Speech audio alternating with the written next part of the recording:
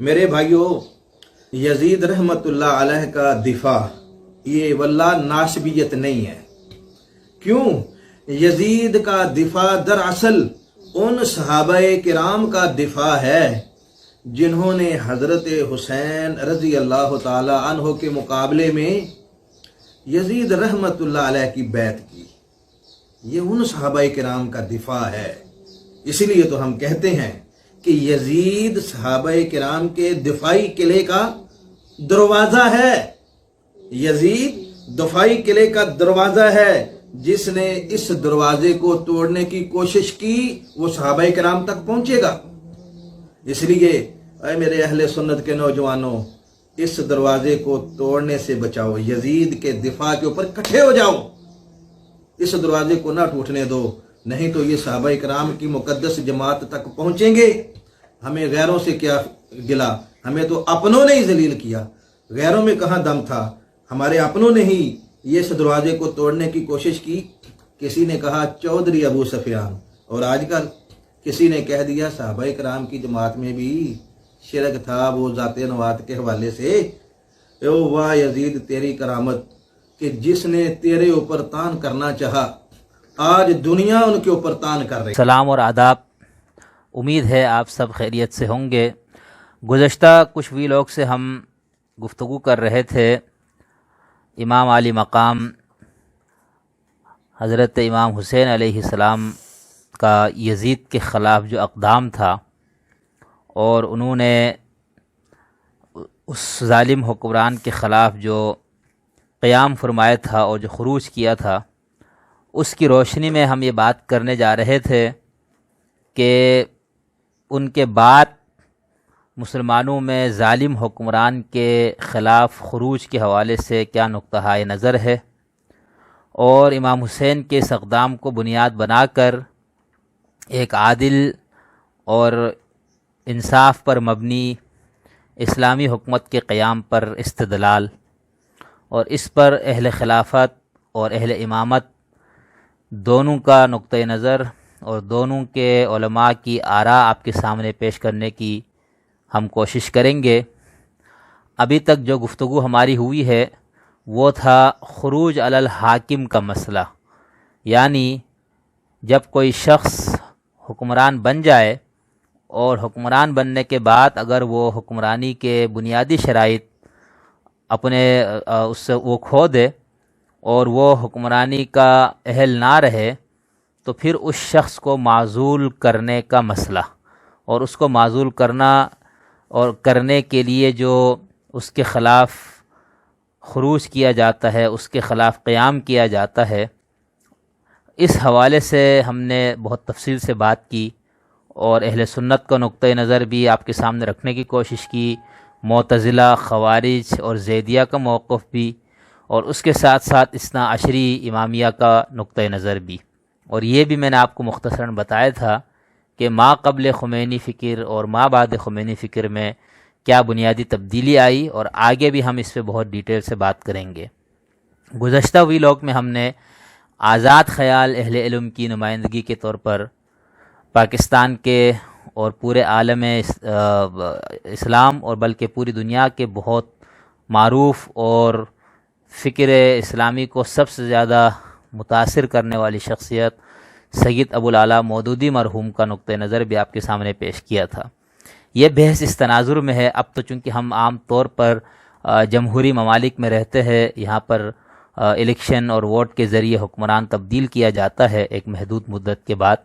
پہلے ایسا نہیں تھا۔ اور اب بھی جہاں پر ڈکٹیٹر، چاہے وہ مذہبی ڈکٹیٹرشپ ہو یا شہنشاہیت پر مبنی ڈکٹیٹرشپ ہو یا فوجی آمریت ہو، اور اس طرح کے ممالک میں آج بھی یہی مسئلہ ہے کہ حکمران کو کس طرح سے ہٹایا جائے، تو انسانوں نے طویل سفر طے کرنے کے بعد اس کا ایک پرامن اور مہذب طریقہ دریافت کیا تھا، وہ تھا برچھی کے بجائے پرچی کا تصور۔ لیکن جس دور کی ہم بات کر رہے ہیں اس دور میں ایسا نہیں تھا، وہاں پر یا تو حکمران اپنے آپ کو خود ہی معزول کر دے، مستعفی ہو جائے، اور یہ ہوتا نہیں تھا عام طور پر، یا پھر اس کو کوئی ایسی بیماری لاحق ہو جائے جس کے بعد وہ اس کے اہل نہ رہے، یا پھر یہ ہے کہ اس کو اسرائیل آ کے ہی اس کو اٹھا لے، ورنہ تو اس کو ہٹانے کا کوئی اور طریقہ نہیں تھا۔ تو جو آخری طریقہ بچتا تھا وہ یہی تھا کہ آپ کوئی طاقت جمع کر کے اس کے خلاف اٹھ کھڑے ہوں اور بزور طاقت اس کو وہاں سے کرسی سے ہٹا دیا جائے۔ تو ہم ابھی آگے بات کریں گے کہ حضرت امام حسین علیہ الصلوۃ والسلام کا یہ جو اقدام تھا وہ کس حد تک اس خروج کے فقہی تناظر میں جو ہم خروج پہ بحث کرتے ہیں وہ اس پہ کتنا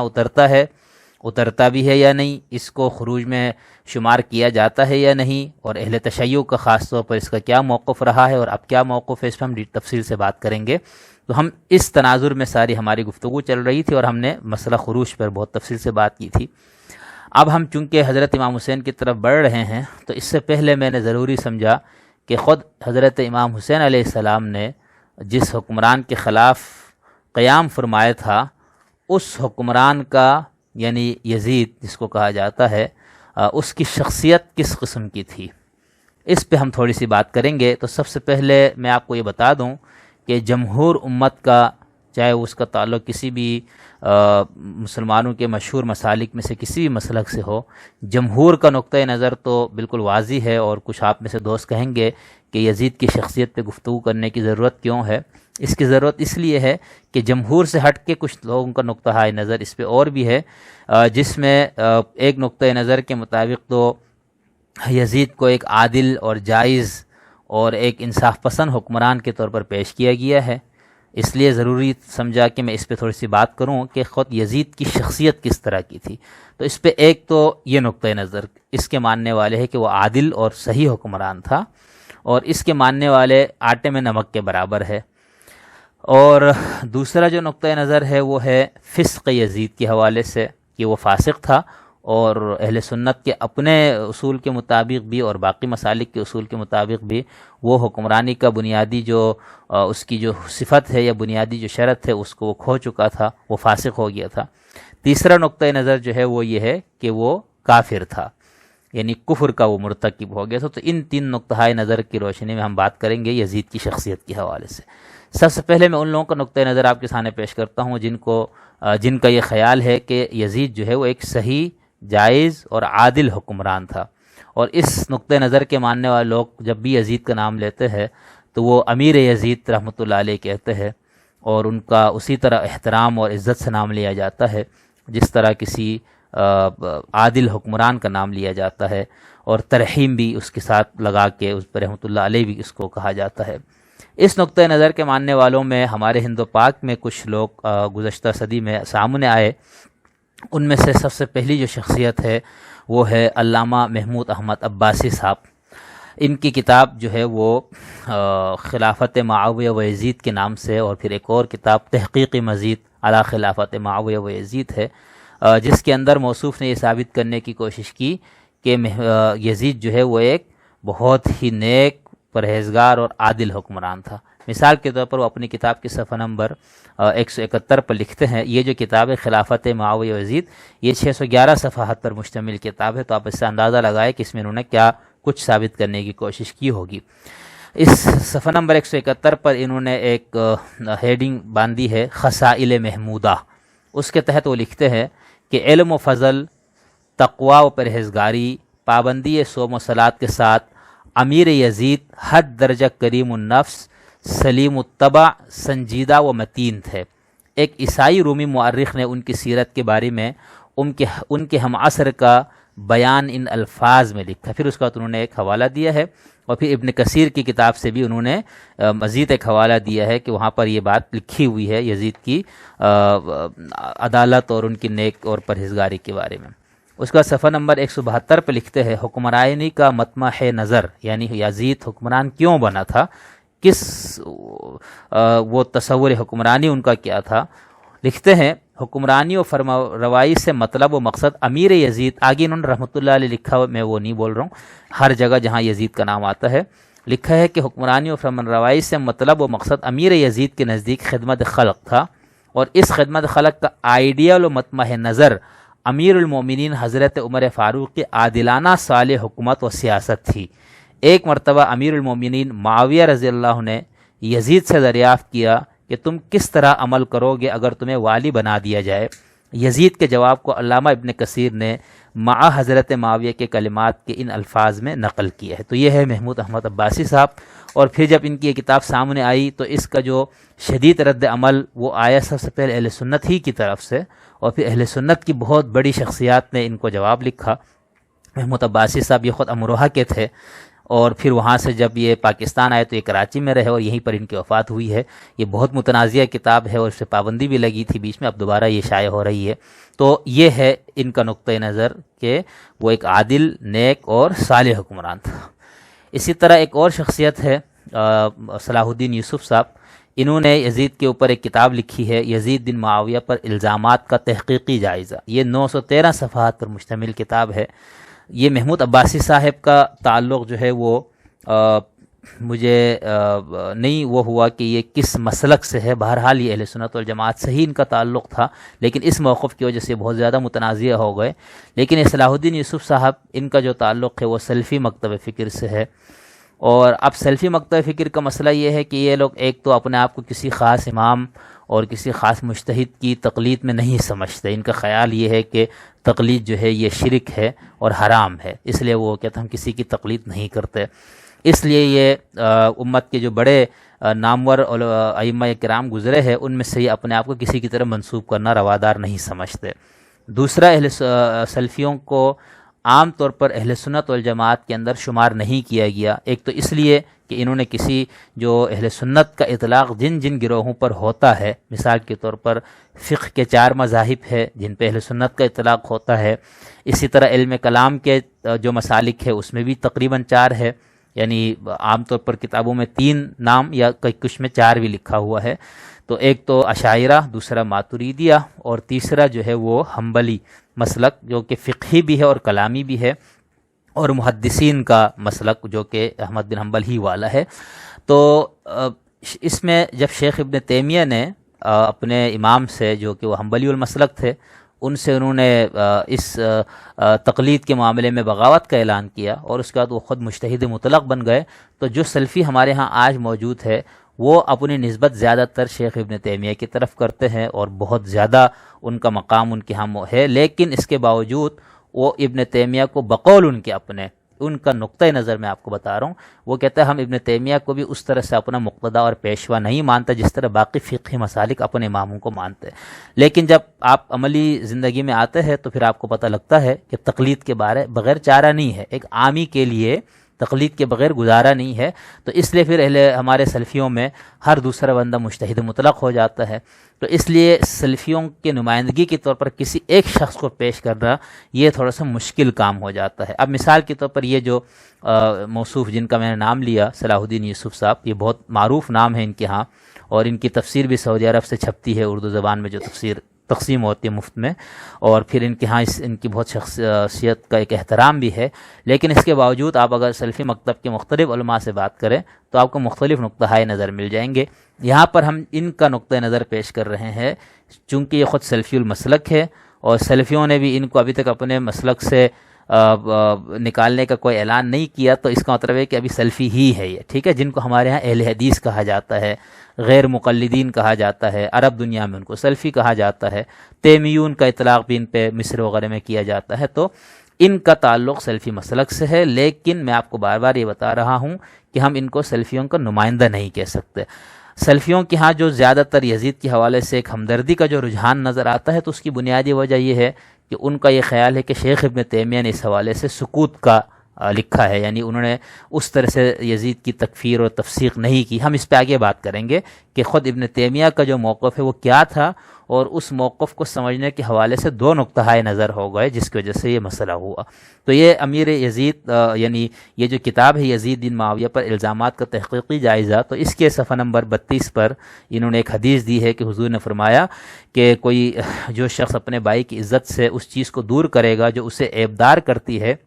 اللہ تعالیٰ قیامت کے دن اس کے چہرے سے جہنم کی آگ کو دور کر دے گا۔ اس روایت کو لکھنے کا یہ بتانا ہی چاہ رہا ہے، اس کے جو ہیڈنگ انہوں نے رکھی اپنے اس کتاب کے صفحہ نمبر 32 پر، وہ ہے امیر یزید بن معاویہ کا دفاع کیوں۔ تو وہ جب بتا رہا ہے کہ ہم کیوں دفاع کر رہے ہیں، یہ لکھتے ہیں کہ امیر یزید بن معاویہ تابعین میں سے ہیں، بلکہ صحابی رسول امیر معاویہ رضی اللہ عنہ کے بیٹے ہیں، اور ان پر بھی جھوٹے، مکار اور سبائی درندوں نے بہت سارے الزام لگائے ہیں، اور ان کی عزت پر بہت حملہ کیا ہے، اس لیے ان کا دفاع کرنا بھی پیش کردہ حدیث پر عمل کرنے میں شامل ہے۔ ایک حدیث سے امیر یزید بن معاویہ سے متعلق جنت و مغفرت کی بشارت معلوم ہوتی ہے۔ صحابہ میں عبداللہ بن عباس نے انہیں نیک و صالح شخص کہا ہے، اسی طرح حسین رضی اللہ تعالیٰ عنہ نے انہیں امیر المومنین کہا ہے۔ تابعین میں سے محمد بن الحنفیہ رحمۃ اللہ علیہ نے انہیں عبادت گزار، خیر کا متلاشی، سنت کا پاسدار اور علم دین کا شیدائی کہا ہے۔ اس کے برخلاف یزید کی مذمت میں جو باتیں کہی جاتی ہے ان میں سے ایک بھی خیر القرون کے حوالے سے ثابت نہیں ہے، اور صدیوں بعد پیدا ہونے والے بعض اہل علم کی شاذ آراء اور غیر تحقیقی تبصرے بے دلیل ہونے کے سبب غیر مسموع ہے، یعنی کہ اس باتیں سننے کے بھی قابل نہیں ہے۔ اس کے بعد انہوں نے بہت تفصیل کے ساتھ اس پوری کتاب میں یزید پہ لگنے والے الزامات کا جواب دینے کی کوشش کی ہے، اور آگے صفحہ نمبر 588 پر انہوں نے یزید کی بہت ساری خوبیوں اور نیکوکاریوں کا تذکرہ کیا ہے۔ اسی طرح ہندوستان کے ایک اور شخصیت جناب حبیب الرحمن الاعظمی صاحب، یہ بہت معروف نام ہے، انہوں نے ایک کتاب لکھی جو کہ مولانا طیب صاحب کی کتاب کے جواب میں جو انہوں نے کتاب لکھی تھی، اپنا محمود عباسی صاحب کے رد میں ایک کتاب لکھی تھی جس کا عنوان تھا کہ یعنی کہ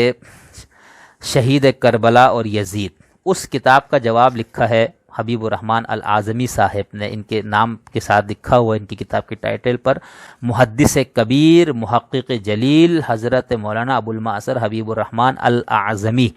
ان کا بھی یہی خیال ہے یزید سے متعلق، لیکن یہ محمود عباسی اور یہ ہمارے جو صلاح الدین یوسف صاحب وغیرہ سے ان کا جو انداز ہے وہ تھوڑا سا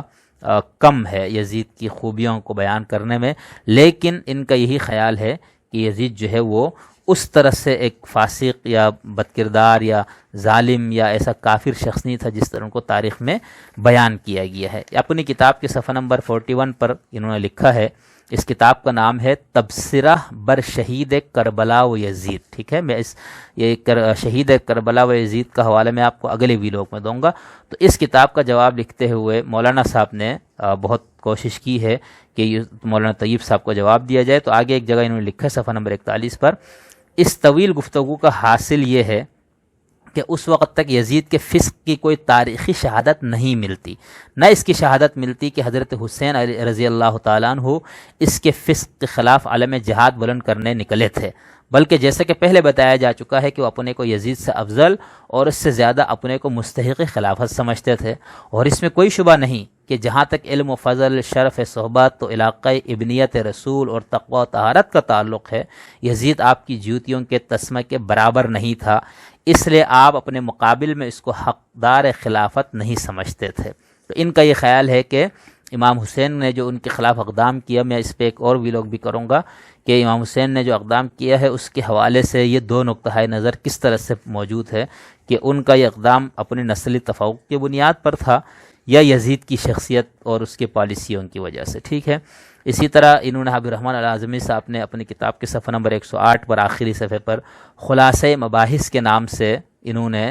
جو عنوان سے جو اس کا خلاصہ لکھا اس میں سے 2-4 لائنیں میں آپ کو سنا دیتا ہوں۔ انہوں نے لکھا ہے، سیدنا حضرت حسین رضی اللہ تعالیٰ عنہ باغی نہیں تھے، نہ ہمارے علم و اعتقاد میں ان کا خروج معصیت تھا، بلکہ وہ اپنے اجتہاد کی روح سے اپنے کو حقدار خلافت سمجھتے تھے،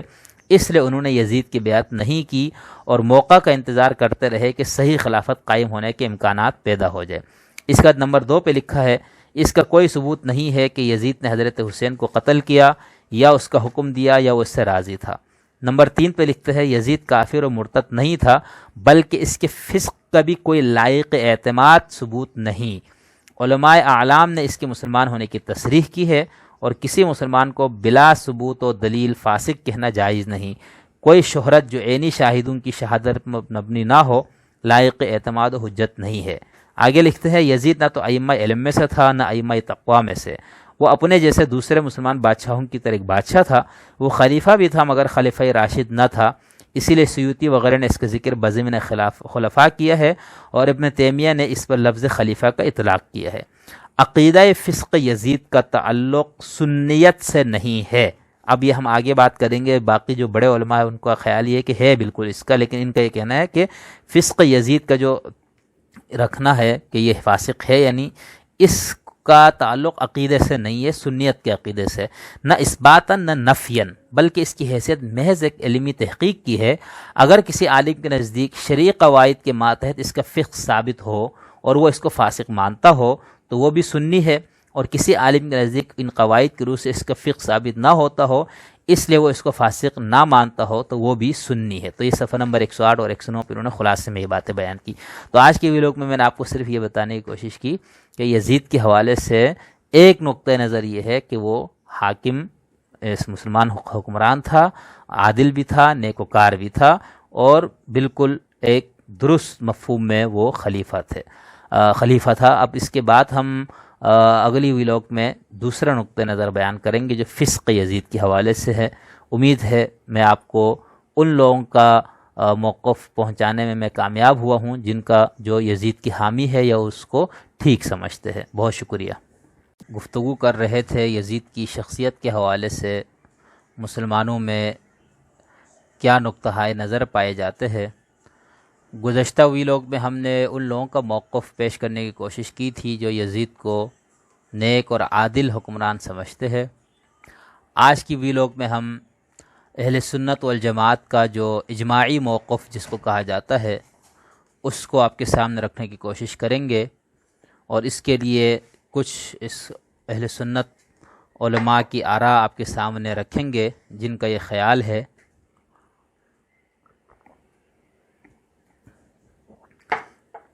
کہ یزید جو ہے وہ فاسق حکمران تھا اور وہ فسق کا مرتکب تھا، اور کچھ اہل سنت علماء کا اور ائمہ کا ان کے اوپر یہ بھی خیال ہے کہ وہ خارج عن الاسلام تھا، یعنی مرتد اور کافر ہو گیا تھا۔ سب سے پہلے میں آپ کے سامنے امام احمد رضا بریلوی مرحوم کا نقطہ نظر بتاتا ہوں جو انہوں نے فتاوی رضیہ کے جلد نمبر 14 میں لکھا ہے۔ اس جلد کے صفحہ نمبر 592 پر اعلیٰ حضرت لکھتے ہیں کہ یزید پلید علیہ ما یستحقہ من العزیز المجید قطعا یقیناً باجماع اہل سنت فاسق و فاجر و جری علی الکبائر تھا۔ اس قدر پر ائمہ اہل سنت کا اتفاق ہے، یعنی کس پر؟ کہ وہ فاسق تھا، فاجر تھا، جری علی الکبائر تھا، یہ اعلیٰ حضرت کا کہنا ہے۔ صرف اس کی تکفیر و لعن میں اختلاف فرمایا۔ امام احمد بن حنبل رضی اللہ عنہ اور ان کے اتباع و موافقین اسے کافر کہتے اور بتخصیص نام اس پر لعنت کرتے ہیں، اور اس آیے کریمہ سے اس پر سند لاتے ہیں۔ پھر یہاں پر اعلیٰ حضرت نے سورہ محمد کی آیت تحریر کی ہے جس سے امام آلوسی وغیرہ نے استدلال کیا ہے، فَهَلْ عَسَيْتُمْ إِن تَوَلَّيْتُمْ أَن تُفْسِدُوا فِي الْأَرْضِ وَتُقَطِّعُوا أَرْحَامَكُمْ أُولَٰئِكَ الَّذِينَ لعنهم اللہ فاصمهم واعمی ابصارهم۔ کیا قریب ہے کہ اگر والی ملک ہو تو زمین میں فساد کرو اور اپنے نسبی رشتہ کاٹ دو۔ یہ ہیں وہ لوگ جن پر اللہ نے لعنت فرمائی تو انہیں بہرا کر دیا اور ان کی آنکھیں پھوڑ دیں۔ شک نہیں کہ یزید نے والی ملک ہو کر زمین میں فساد پھیلایا، حرمین طیبین و خود کعبہ معظمہ اور روضہ طیبہ کی سخت بے حرمتیاں کیں، مسجد کریم میں گوڑے باندھے، ان کے لید اور پیشاب منبر اطہر پر پڑے، 3 دن مسجد نبوی بے اذان و نماز رہی، مکہ و مدینہ و حجاز میں ہزاروں صحابہ و تابعین بے گناہ شہید کیے، کعبہ معظمہ پر پتھر پھینکے، غلاف شریف پھاڑا اور جلایا، مدینہ طیبہ کی پاک دامن پارسائیں 3 شبانہ روز اپنے خبیث لشکر پر حلال کر دی، رسول اللہ صلی اللہ علیہ وسلم کے جگر پارے کو 3 دن بے آب و دانہ رکھ کر مع ہمراہیوں کے تیغ ظلم سے پیاسا ذبح کیا، مصطفیٰ صلی اللہ علیہ وسلم کے گود کے پالے ہوئے تر نازنین پر بعد شہادت گھوڑے دوڑائے گئے کہ تمام استخوان مبارک چور ہو گئے، سر انور کے محمد صلی اللہ علیہ وسلم کو بوسہ گاہ تھا کاٹ کر نیزے پر چڑھایا اور منزلوں پر پھرایا، حرم محترم محضرات مشکو رسالت قید کیے گئے اور بے حرمتی کے ساتھ اس خبیث کے دربار میں لائے گئے۔ اس سے بڑھ کر قطع رحم اور زمین میں فساد کیا ہوگا؟ ملعون ہے وہ جو ان ملعون حرکات کو فسق و فجور نہ جانے۔ قرآن عظیم میں صراحتاً اس پر لعنہم اللہ، ان پر اللہ کی لعنت ہے فرمایا، لہٰذا امام احمد اور ان کے موافقین ان پر لعنت فرماتے ہیں، اور ہمارے امام اعظم نے لعن و تکفیر سے احتیاطاً سکوت فرمایا کہ اس سے فسق و فجور متواتر ہیں، کفر متواتر نہیں، یعنی صرف کفر متواتر نہ ہونے کی وجہ سے وہ کہتا ہے احتیاط کیا۔ اور بحال احتمال نسبت کبیرہ بھی جائز نہیں، نہ کہ تکفیر اور امثال وعیدات مشروط بعدم توبہ ہے، لقولہ تعالی فسوف یلقون غیا الا من تاب، تو عنقریب دوزخ میں غی کا جنگل پائیں گے مگر جو تائب ہو گئے، اور توبہ تادم غرغرہ مقبول ہے اور اس کے عدم پر جزم نہیں، اور یہی احوط و اسلم ہے، مگر اس کے فسق و فجور سے انکار کرنا اور امام مظلوم پر الزام رکھنا ضروریات مذہب اہل سنت کے خلاف ہے، اور ضلالت و بد مذہبی صاف ہے، بلکہ انصافاً یہ اس قلب سے متصور نہیں کہ جس میں محبت سید عالم کا شمع ہو۔ تو یہ امام احمد رضا خان، جن کو اعلیٰ حضرت کہا جاتا ہے، بریلی شریف سے ان کا تعلق تھا، اور ہند و پاک میں اہل سنت والجماعت کے اوپر جو وہابیت کا یا سلفیت کا جو حملہ تھا، اس کے آگے سب سے مضبوط بند باندھنے والوں میں سر فہرست اعلیٰ حضرت کا نام ہے، ٹھیک ہے۔ باقی ان کے اور بھی نظریات تھے جس سے ہر شخص کو اختلاف اور اتفاق کا حق حاصل ہے، یہاں میں نے صرف ان کا یہ نقطۂ نظر بیان کیا کہ یزید کے حوالے سے ان کا یہ خیال ہے اعلیٰ حضرت کا کہ اہل سنت والجماعت کا اس پہ اجماع اور اتفاق ہے کہ یزید فاسق تھا، ٹھیک ہے، بس صرف ان کے کفر میں اور شخصی طور پر معین کر کے اس پہ لعنت کرنے پر اختلاف ہے، فسق میں اختلاف نہیں ہے۔ اسی مسلک کے ایک بہت بڑے صاحب علم، محدث بھی تھے، مفسر بھی تھے، علامہ غلام رسول سعیدی صاحب شرح صحیح مسلم جلد نمبر 3 پہ لکھتے ہیں، بہت ڈیٹیلز اس پہ تفصیل سے گفتگو کی، اس کا تو لکھتے ہیں کہ یزید کی تکفیر اور اس پر لعنت کے سلسلے میں مصنف کا موقف، یزید کے 3 جرم متواتر ہے۔ اس نے حضرت حسین بن علی رضی اللہ تعالی عنہما سے جبری بیعت لینے کے لیے عبیداللہ بن زیاد کو روانہ کیا، اور اس کو حضرت حسین کے مرتبہ اور مقام کی رعایت کرنے کی کوئی ہدایت نہیں کی۔ اس نے آپ کو قتل کرنے کا حکم دیا تھا یا نہیں، اور قتل کی خبر سن کر خوش ہوا تھا یا نہیں، اس سے مورخین کے درمیان اختلاف ہے، لیکن اس میں کوئی اختلاف نہیں کہ اس نے قاتلین کو کوئی سزا نہیں دی، جبکہ وہ سزا دینے پر پوری طرح قادر تھا، اور اس میں کوئی رکاوٹ نہیں تھی، اور یہ اس بات کی واضح دلیل ہے کہ یہ قتل اس کے ایمان سے ہوا اور اس قتل سے راضی تھا۔ حضرت حسین رضی اللہ عنہ اور ان کے رفقا پر کربلا میں جو ظلم و ستم ڈھایا گیا، اور پھر ظالموں سے یزید نے بحیثیت حاکم کوئی باز پرس نہیں کی، انہی مظالم کی وجہ سے بعض علماء، امام احمد، علامہ ابن جوزی اور علامہ تفتزانی وغیرہ نے یزید پر لعنت کی ہے۔ ہر چند کے محققین اور محتاط علماء نے یزید پر شخصی لعنت سے منع کیا ہے، اور اسی میں سلامتی بھی ہے، سمجھی ہے کہ یزید کے معاملے کو اللہ پر چھوڑ دیا جائے، ٹھیک ہے۔ اس کے بعد انہوں نے ان کے باقی جرائم بھی گنائے ہیں، جس کی وجہ سے وہ یہ کہتے ہیں کہ وہ فاسق ہے، اور اس کے آخر میں وہ لکھتے ہیں کہ جس شخص نے آل رسول پر ظلم کیے، حرم مدینہ کی بے حرمتی کی، خانہ کعبہ کو جلایا، ہمارے دل میں اس کے بارے میں نرمی کا کوئی شمع نہیں، یہ شخص بہت بڑا ظالم اور فاسق و فاجر تھا۔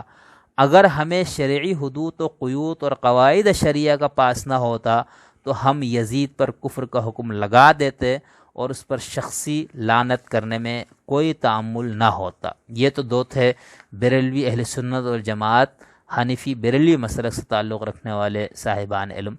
اب ہم آپ کے سامنے مسلک دیوبند سے تعلق رکھنے والے ایک شخص کا حوالہ میں آپ کے سامنے پیش کرتا ہوں، اور اس کے بعد میں اپنی گفتگو ختم کروں گا۔ میری مدرات ہے مولانا محمد طیب صاحب، جو کہ دارالعلوم دیوبند کے محتمم تھے، اور مولانا قاسم نانواتوی کے پوتے بھی تھے، اور ان کو عام طور پر ان کے مسلک کے لوگ حکیم الاسلام کے لقب سے ان کو ملقب کیا جاتا ہے۔ 1897 میں پیدا ہوئے، یہ 1983 میں ان کا انتقال ہوا۔ انہوں نے محمود عباسی کی کتاب کے جواب میں ایک کتاب لکھی تھی، شہید کربلا اور یزید کے عنوان سے۔ اس کتاب کے صفحہ نمبر 139 پر مولانا طیب صاحب اپنی اس کتاب میں لکھتے ہیں، یزید کے فسق اور اس کے اوپر گفتگو کرتے ہوئے، فسق تو فسق، بعض ائمہ کے یہاں تو یزید کی تکفیر تک کا مسئلہ بھی زیر بحث آ گیا، یعنی جن کو اس کے قلبی دواعی اور اندرونی جذبات کھلنے پر ان کی اطلاع ہوئی تو انہوں نے اس پر کفر تک کا حکم دیا۔ گویا جمہور کا مسلک نہیں ہے، لیکن اس سے کم از کم اس کے فسق کی تصدیق اور تاکید تو ضرور ہو جاتی ہے۔ اس کے بعد انہوں نے لکھا ہے کہ شرح فقہ اکبر میں محقق ابن حمام کا حسب ذیل بیان نقل کیا گیا ہے۔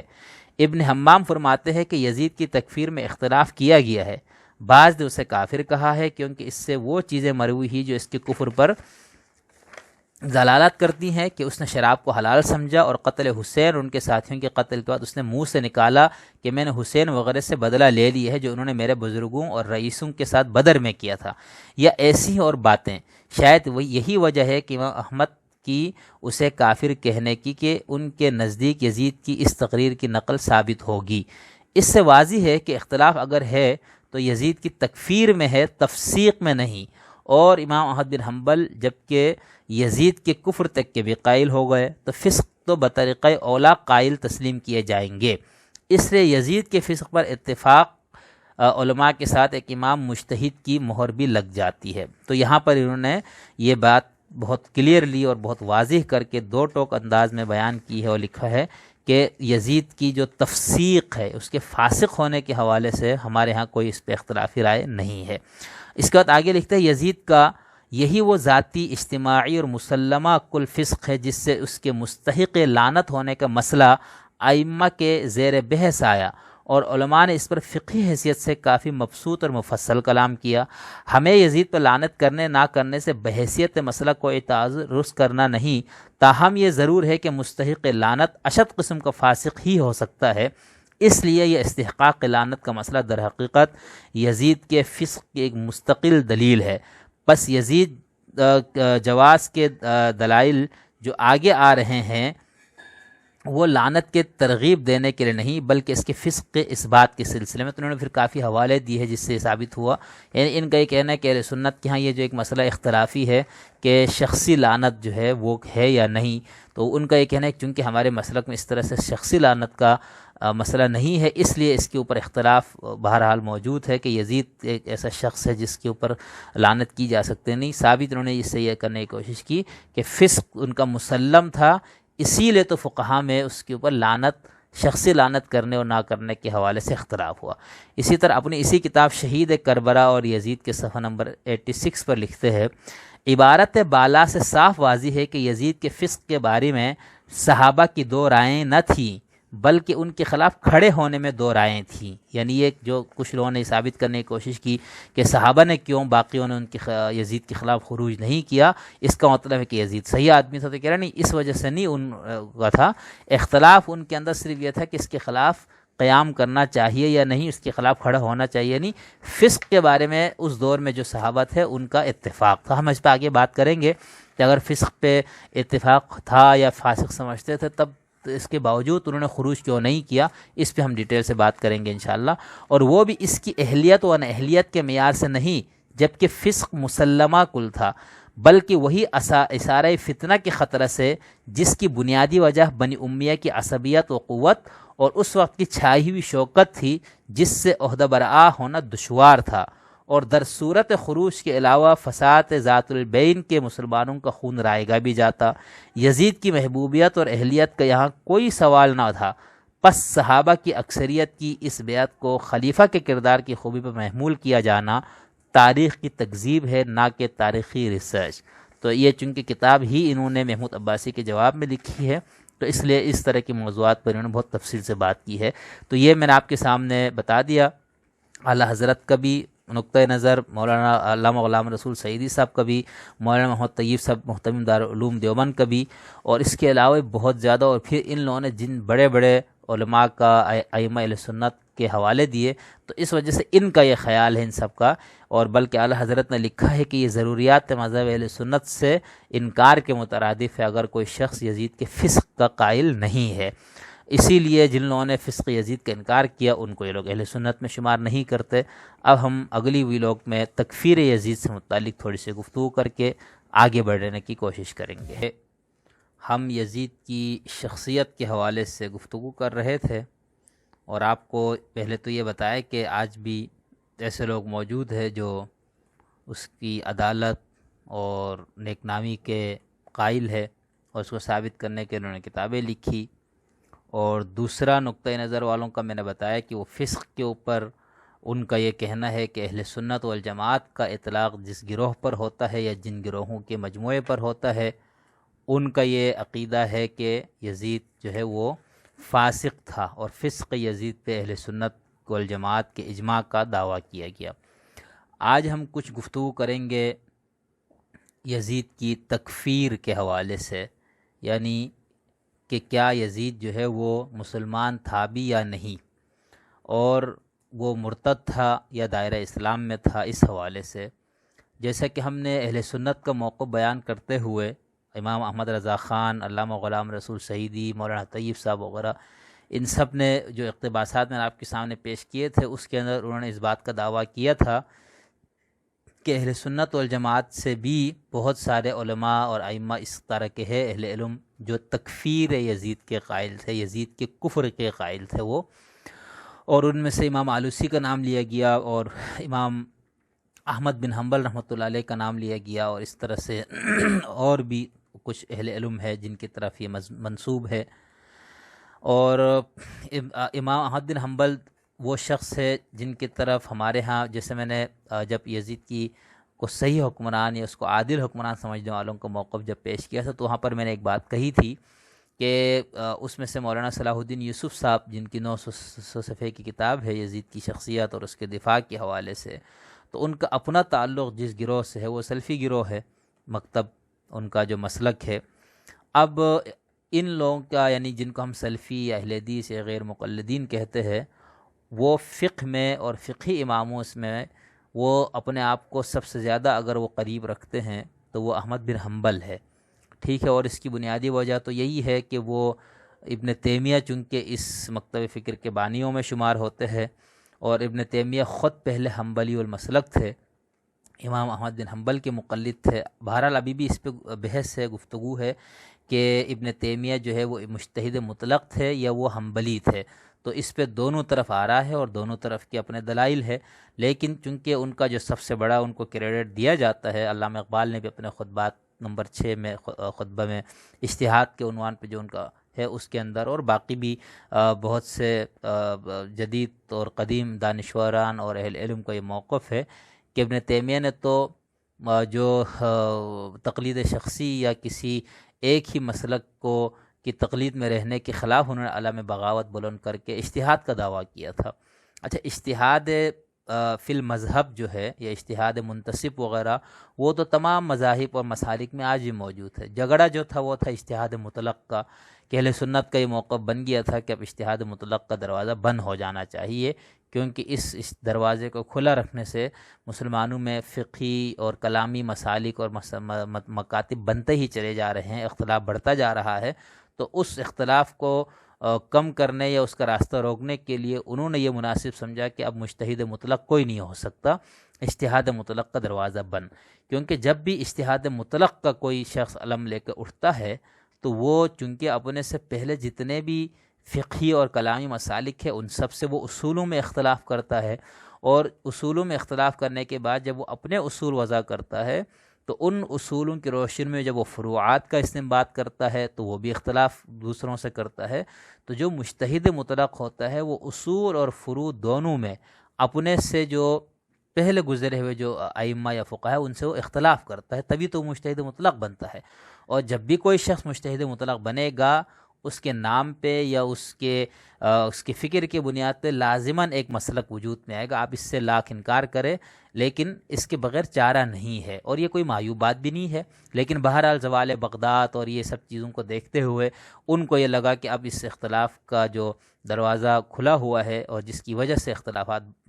بڑھتے جا رہے ہیں اس کو بند کرنے سے تو نے بند کر دیا. تو پھر کہا یہ جاتا ہے کہ ابن تیمیہ نے آ کے اس کے خلاف علم بغاوت بلند کر کے اجتہاد مطلق کا دعویٰ کیا. اب بتانا میں آپ کو یہ چاہ رہا تھا کہ ہمارے ہاں جن 2-4 لوگوں نے یزید کی حمایت میں باتیں کی یا اس کو جائز حکمران، عادل حکمران کہا، یا اس کے فسق کے حوالے سے بات کرتے ہوئے وہ اپنے آپ کو، ان کی زبانیں جو ہے وہ بند ہو جاتی ہے، تو ان میں سے کچھ کا تعلق اہل سنت والجماعت کے دیوبند مسلک سے ہے اور کچھ کا تعلق سلفیوں سے ہے۔ یہ بات ذہن میں رکھے کہ دیوبند جس کو ہم کہتے ہیں اہل سنت والجماعت حنفی دیوبندی، ان میں سے سب نہیں، ان میں سے 2-4 دانے تھے، جیسے کچھ تو عرصہ پہلے یہ مولوی جو ہے کیا نام ہے لال مسجد والا عبدالعزیز، ان کا ایک بیان آیا تھا جس سے بہت رد عمل آیا تھا، اس نے امیر یزید وغیرہ کہہ کے، تو یہ 2-4 دانے ہیں، ٹھیک ہے، سب نہیں، یعنی یہ مسلک دیوبند کا جو ہے نا یہ ان کا اجماعی موقف نہیں، وہ تو میں نے آپ کو مولانا طیب صاحب وغیرہ کے حوالوں سے بتا دیا ان کا اجماعی موقف کیا ہے، لیکن اس میں کچھ لوگوں نے اس سے اختلاف کیا۔ اسی طرح سلفی مکتب کا ہم اجماعی مسئلہ یہ نہیں کہہ سکتے ہیں، ان میں بھی دونوں طرح کے لوگ پائے جاتے ہیں، تو اگر یہ اپنی نسبت امام احمد بن حنبل کی طرف کرتے ہیں یا ان سے زیادہ اپنی قربت یہ محسوس کرتے ہیں، تو اس مسئلے میں آپ دیکھ لیں کہ احمد بن حنبل جو ہے وہ تکفیر یزید کے قائل تھے، ٹھیک ہے، اور اس کے علاوہ بھی کچھ اور میں نے آپ کو بتایا۔ اچھا، اب یہ تو اہل سنت کا مسئلہ تھا کہ ان کی ہاں تفسیق پہ بقول علماء اہل سنت اجماع ہے، البتہ تکفیر کے اوپر ایک سے زائد آراء موجود ہے، لیکن اکثریت کا فسق پہ تو بہرحال اکثریت ہے موجود، ٹھیک ہے۔ اب ہم آتے اہل تشیع کی طرف۔ اہل تشیع کے ہاں اس حوالے سے اجماع کہے یا ایک اتفاق کہے پایا جاتا ہے کہ یزید جو ہے اس کے جو اعمال اور اس کی جو کردار ہے اور اس کی جو گفتگویں ریکارڈ ہے موجود تاریخ میں، ان سب کو دیکھنے کے بعد یہی فیصلہ صادر کرنا پڑے گا کہ یہ شخص کافر ہو چکا تھا، ٹھیک ہے، یہ مسلمان نہیں تھا۔ مثال کے طور پر میرے سامنے کتاب ہے عبداللہ نعمت الشبیب کی، ان کی ایک کتاب ہے المبانی الفقہیہ لثورۃ الامام الحسین بن علی۔ اس کتاب کے صفحہ نمبر 320 پہ انہوں نے یہ بحث کی ہے کہ احکام و اعلام الشیعہ فی یزید، کہ یزید کے بارے میں اہل تشیع کے بڑے علماء کا کیا موقف ہے۔ تو اس کے اندر یہ لکھتے ہیں کہ جو شیعہ فقہا ہے، چاہے متقدمین میں سے ہے یا متأخرین میں سے، اسی طرح جو معاصرین ہے، ٹھیک ہے، تینوں متقدمین، متأخرین اور معاصرین، تینوں کا اس یزید کے فسق، امام زمانے کے اوپر بغاوت اور اس کے خلاف طغیان اور سرکشی کی وجہ سے اس کے فسق کے اوپر اتفاق ہے، وبالتالی کفری ہی، اسی طرح یزید کے کفر پر بھی اتفاق ہے، ٹھیک ہے۔ اور اس کے بعد پھر انہوں نے آگے کچھ اپنے علماء کے حوالے دیے ہیں، جس سے ثابت انہوں نے یہ کرنے کی کوشش کی ہے کہ ان سب کے نزدیک یزید باقاعدہ کافر تھا، تکفیر اس کی ہو گئی۔ اس میں مثال کے طور شیخ طوسی کا انہوں نے حوالہ دیا ہے کہ طوسی نے اپنی کتاب الخلاف میں لکھا ہے کہ جو باغی ہوتا ہے اپنے زمانے کے امام یا امام عادل کے اوپر جو بغاوت کرے یا اس کے خلاف سرکشی کرے اور اس سے لڑائی کرے اور اس کا حق اس کو نہ دے، تو یہ جو باغی کا جو لفظ ہے بغاوت، ٹھیک ہے، بغ، یہ کہتے ہیں کہ یہ ایک ذم یعنی ایک اس کی مذمت کا لقب ہے، اور دوسرا وہ کہتے ہیں ہمارے خیال میں یہ کفر بھی ہے۔ یہ اہل تشیع کا چونکہ یعنی ایک عقیدے کا بھی مسئلہ یہ ہے کہ امام معصوم کے خلاف جو کھڑا ہوگا وہ کافر ہو جائے گا، ٹھیک ہے، یہ ان کا اتفاقی ہے، الا یہ کہ وہ امام اپنے زمانے میں اس کے ساتھ اس کی صلح ہو جائے یا وہ معاملہ طے ہو جائے، تو ان کا یہ خیال۔ اسی طرح انہوں نے آگے پھر ایک اور حوالہ دیا ہے الفاضل المقداد، ان کی احکام القرآن پر ایک بہت خوبصورت اور اچھی تفسیر ہے، کنز العرفان کے عنوان سے انہوں نے آیات احکام کی تشریح کی ہے، تو اس کے اندر بھی انہوں نے لکھا ہے کہ ان الباغی هو من خرج علی الامام العادل بتأویل باطل وحاربہ، کہ ہمارے نزدیک باغی وہ ہے جو امام عادل کے پر بغاوت کرے،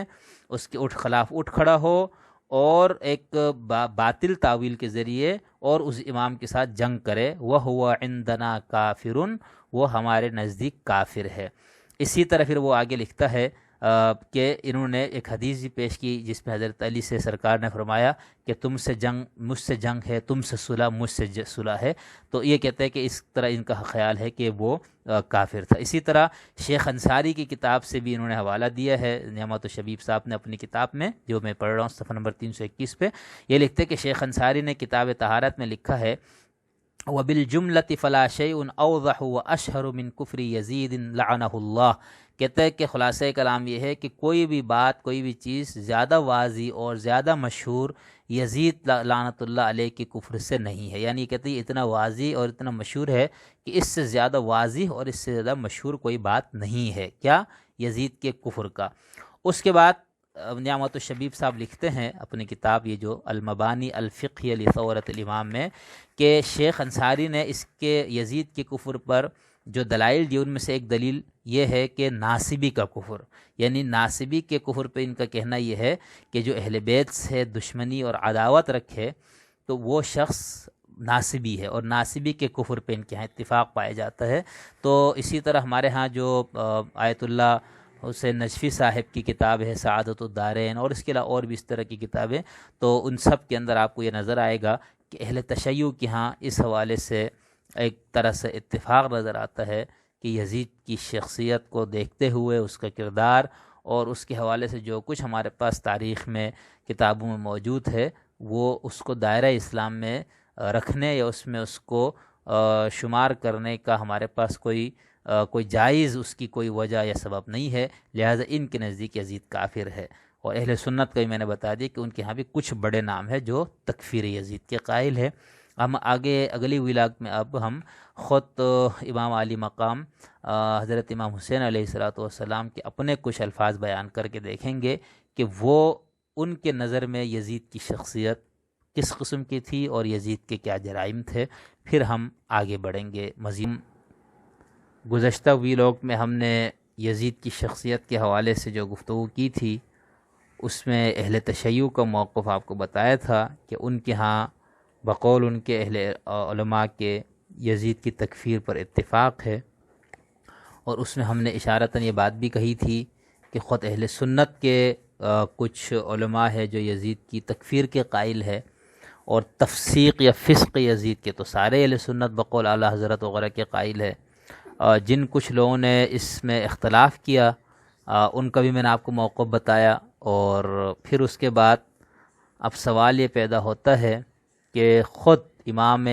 عالی مقام علیہ السلام کا اپنا کیا موقف تھا یزید سے متعلق، ٹھیک ہے۔ اور ہمارے پاس جو کچھ تاریخ کے کتابوں میں خود امام حسین کے خطبات اور مختلف مقامات پر ان کے گفتگو، مختلف لوگوں سے ان کی باتیں جو ریکارڈ ہوئی، وہ جو کچھ موجود ہے وہ دونوں مسلک کی کتابوں میں موجود ہے، اہل تشیع اور اہل سنت کی۔ تو ہم یہ دیکھیں گے کہ خود امام حسین کا خود یزید سے متعلق کیا خیال تھا، وہ کیا سمجھتے تھے کہ یزید کس سیرت اور کردار کا مالک شخص ہے۔ تو میں امام حسین کے مختلف جو ان کی گفتگو الگ الگ کئی مواقع پر جو کی گئی ان سے چند ایک میں آپ کے سامنے پیش کرتا ہوں۔ مثال کے طور پر جب حضرت امام حسین سے بیعت کے لیے عتبہ کے بیٹے ولید نے ایک مطالبہ جو کیا تھا، مدینہ کا جو گورنر اس کو بنایا گیا ہوا تھا، تو اس کے اندر تاریخ کی کتابوں میں لکھا ہے کہ ولید کو جب اس نے بیعت کا مطالبہ کیا تو امام حسین علیہ السلام کا جواب اس کو ان الفاظوں میں تھا، یعنی اے گورنر، ہم بیت نبوت کے حامل ہیں، رسالت کی کان ہیں، فرشتوں کا ہمارے گھر آنا جانا ہے، اللہ نے سلسلہ ہدایت کو ہم ہی سے شروع کیا ہے اور ہم ہی پر اسے ختم کرے گا، جبکہ یزید ایک فاسق شخص ہے، شراب پینے والا ہے، جن لوگوں کا قتل اللہ نے حرام قرار دیا ہے وہ انہیں قتل کرتا ہے اور اعلانیہ فسق و فجور کا مرتکب ہوتا ہے، اس کا یہ مرتبہ نہیں کہ وہ اس مسند پر بیٹھے، اور میری مثل کوئی شخص اس طرح کے کسی آدمی کی بیعت نہیں کر سکتا۔ تو یہاں پر جب بیعت کا مطالبہ کیا گیا اس موقع پر حضرت امام حسین علیہ السلام نے یزید کی شخصیت کی جو تصویر کھینچی یا اس کے حوالے سے جو گفتگو کی وہ آپ نے ملاحظہ فرمایا کہ وہ کیا سمجھتے تھے۔ اسی طرح ایک اور روایت جس کے اندر امام حسین نے کہا کہ انا للہ و انا الیہ راجعون و علی الاسلام سلام، انا للہ سلام ہو اسلام کو کہ جب امت کو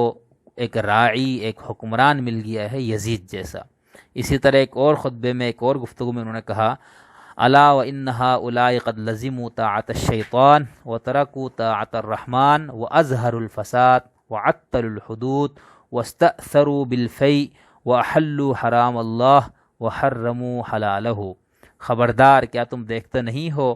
کہ ان لوگوں نے شیطان کی اطاعت کو لازم پکڑا ہوا ہے اور رحمان کی اطاعت کو ترک کر دیا ہوا ہے، فساد کا انہوں نے برملا اظہار کیا ہے زمین میں، حدود کو معطل کیا ہے، مال فے جو کہ بیت المال کا اور عوام کا حق ہے اس کو انہوں نے اپنے لیے خاص کر دیا ہے، اور انہوں نے حرام کو حلال اور اللہ کے حلال کو حرام کر دیا ہے۔ اسی طرح ایک اور جگہ آپ نے کہا، کیا تم نہیں دیکھتے کہ حق پر عمل نہیں ہو رہا اور باطل سے روکا نہیں جا رہا ہے؟ تو اس طرح کے جتنے بھی روایات ہمارے پاس موجود ہے، تو اس کے اندر امام حسین نے یزید کی شخصیت کے حوالے سے جو باتیں کی، اس کے اندر زیادہ تر کبائر کا ذکر کیا ہے، کبائر گناہوں کی نسبت اس کی طرف کی ہے۔ لیکن یا تو ہمارا ناقص مطالعہ ہے، پورا ہم اس کو شاید نہیں پڑھ پائے، یعنی ان کے سارے خطبات اور گفتگوں کو، تو انہوں نے اس انداز سے دو ٹوک لفظوں میں اس کی تکفیر کی بات تو نہیں کی، لیکن وہ سارے اعمال اس کی طرف منسوب کر کے امام حسین نے بتایا ہے کہ اس شخص کے اندر مسلمانیت نام کی یا اسلام کا یا مسلمانوں کے حاکم ہونے کے لیے جن بنیادی چیزوں کی ضرورت ہے ان میں سے کوئی بھی چیز نہیں ہے، ٹھیک ہے؟ یعنی شارب خمر ہے، فاسق ہے، نفس محترمہ یعنی جو حرام، جس نفس کو حرام کیا جن جانوں کو، اس کو یہ قتل کرتا پھرتا ہے، اور معلن بالفسق والفجور، نہ صرف وہ اپنی ذاتی زندگی میں فاسق اور فاجر ہے، وہ اپنے فسق اور فجور کا اعلانیہ ارتکاب بھی کرتا ہے، اور اس کو عطل الحدود، حدود کو اس نے معطل کر دیا ہے، ٹھیک ہے؟ اظہر الفساد، فساد کو پھیلا دیا ہے معاشرے کے اندر، ٹھیک ہے؟ اسی طرح حرام کو حلال اور حلال کو حرام کرنا، تو یہ ساری چیزیں امام حسین نے بتائی کہ وہ شخص یا وہ حکمران جس کے اندر یہ ساری چیزیں ہو، تو میں پھر کس طرح سے اس کی بیعت کر سکتا ہوں؟ میں اس شخص کی بیعت نہیں کروں گا۔ تو یہ کچھ الفاظ تھے حضرت امام علی مقام کے، جو میں نے چاہا کہ آپ کے سامنے رکھ دوں، تاکہ وہ پوری ایک لحاظ طرح سے تصویر یزید کے سامنے آ جائے۔ اب ہم جب بات کریں گے کہ امام حسین کا جو اقدام تھا، انہوں نے جو قیام فرمایا، انہوں نے جو خروج کیا اس حکمران کے خلاف، تو وہ کس بنیاد پہ تھا، ٹھیک ہے؟ اور میں آپ کو دوبارہ بتا دوں، جب بھی ہماری یہ گفتگو ہوگی تو میں جہاں پر اس کی ضرورت محسوس ہوئی میں اس کی نشاندہی بھی کر دوں گا کہ یہاں پر مسلمانوں میں چاہے اس کا تعلق اہل سنت سے ہو، چاہے اس کا تعلق اہل تشیع اور اس کے دیگر فرقوں سے ہو، ان سب کا حضرت امام حسین اور اہل بیت کے مقام، مرتبہ، فضیلت کے حوالے سے سب اس کے کو تسلیم کرتے، ٹھیک ہے؟ باقی یہ ہے کہ امام سے متعلق یا جس کو ہم امامت کا مسئلہ کہتے ہیں، اس میں بہرحال اہل تشیع کا اور باقیوں کا اختلاف ہے، اور وہ بہت بنیادی اختلاف ہے۔ اور جب ہم امام حسین کے اقوال یا ان کے اقدام اور ان کی پالیسی یا ان کی باتیں جو کچھ ہے اس پہ جب ہم بات کریں گے، تو اس تناظر کا سامنے رکھنا بہت ضروری ہے، ٹھیک ہے؟ کہ شیعوں کے ہاں وہ معصوم امام ہے اور منسوب ہے خدا کی طرف سے، وہ نسب شدہ، جبکہ اہل سنت کے نزدیک وہ نواسۂ رسول، اہل بیت کے فرات میں سے ایک فرد اور صحابی رسول ہے، ان کا اسٹیٹس جو ہے وہ صحابی والا ہے، جبکہ شیعوں کے ہاں ان کا جو مرتبہ ہے وہ امام معصوم کا ہے۔ تو یہ بنیادی فرق ہے جس کو پیش نظر رکھنا ہے۔ آگے ہم جب اس پہ مزید گفتگو کریں گے، پھر ہم بات کریں گے کہ حضرت حسین کا یہ اقدام فقہی مفہوم میں جس پہ بحث ہے، وہ اس مفہوم کے مطابق امام حسین کا یہ اقدام جو ہے وہ اس کی کیا حیثیت بنتی ہے، شیعوں کا نقطہ نظر کیا ہے، اہل سنت کا نقطہ نظر کیا ہے، اور جن لوگوں کے نزدیک یزید ایک عادل اور صحیح حکمران تھا، تو پھر ان کے حساب سے حضرت امام حسین کا کیا مقام بنتا ہے۔ اس طرح کی اور موضوعات پہ ہماری گفتگو آگے ہوگی، اور پھر ہم یہ بتائیں گے کہ ان کے اس تحریک اور امام حسین کے اس اقدام کو بنیاد بنا کر ایک ظالم حکمران کے خلاف خروج کے لیے آج کل کے دنیا میں اس کو عہدے سے معزول کرنے کے لیے، اور پھر ایک صحیح اسلامی نظام کو قائم کرنے کے لیے کیا کیا استدلالات کیے جا رہے ہیں، ان موضوعات پر ہم آگے بات کرتے رہیں گے۔ گزشتہ چند ویلاگس میں ہم نے یزید کی شخصیت کے حوالے سے گفتگو کا سلسلہ شروع کیا تھا، اور اس میں ہم نے ان لوگوں کا نقطہ نظر بھی آپ کو بتایا جو یزید کو ایک عادل حکمران سمجھتے ہیں، اور ان کا نقطہ نظر بھی بتایا جن کے نزدیک وہ فاسق اور ظالم حکمران تھا، اور پھر ان لوگوں کا موقف بھی آپ کو بتایا جن کے نزدیک یزید جو ہے وہ کافر اور مرتد اور منافق تھا، اسلام کا لبادہ اڑا ہوا تھا۔ اور پھر ہم نے آخری ویلوگ میں امام عالی مقام علیہ السلام کے اپنے اقوال کی روشنی میں یزید کی شخصیت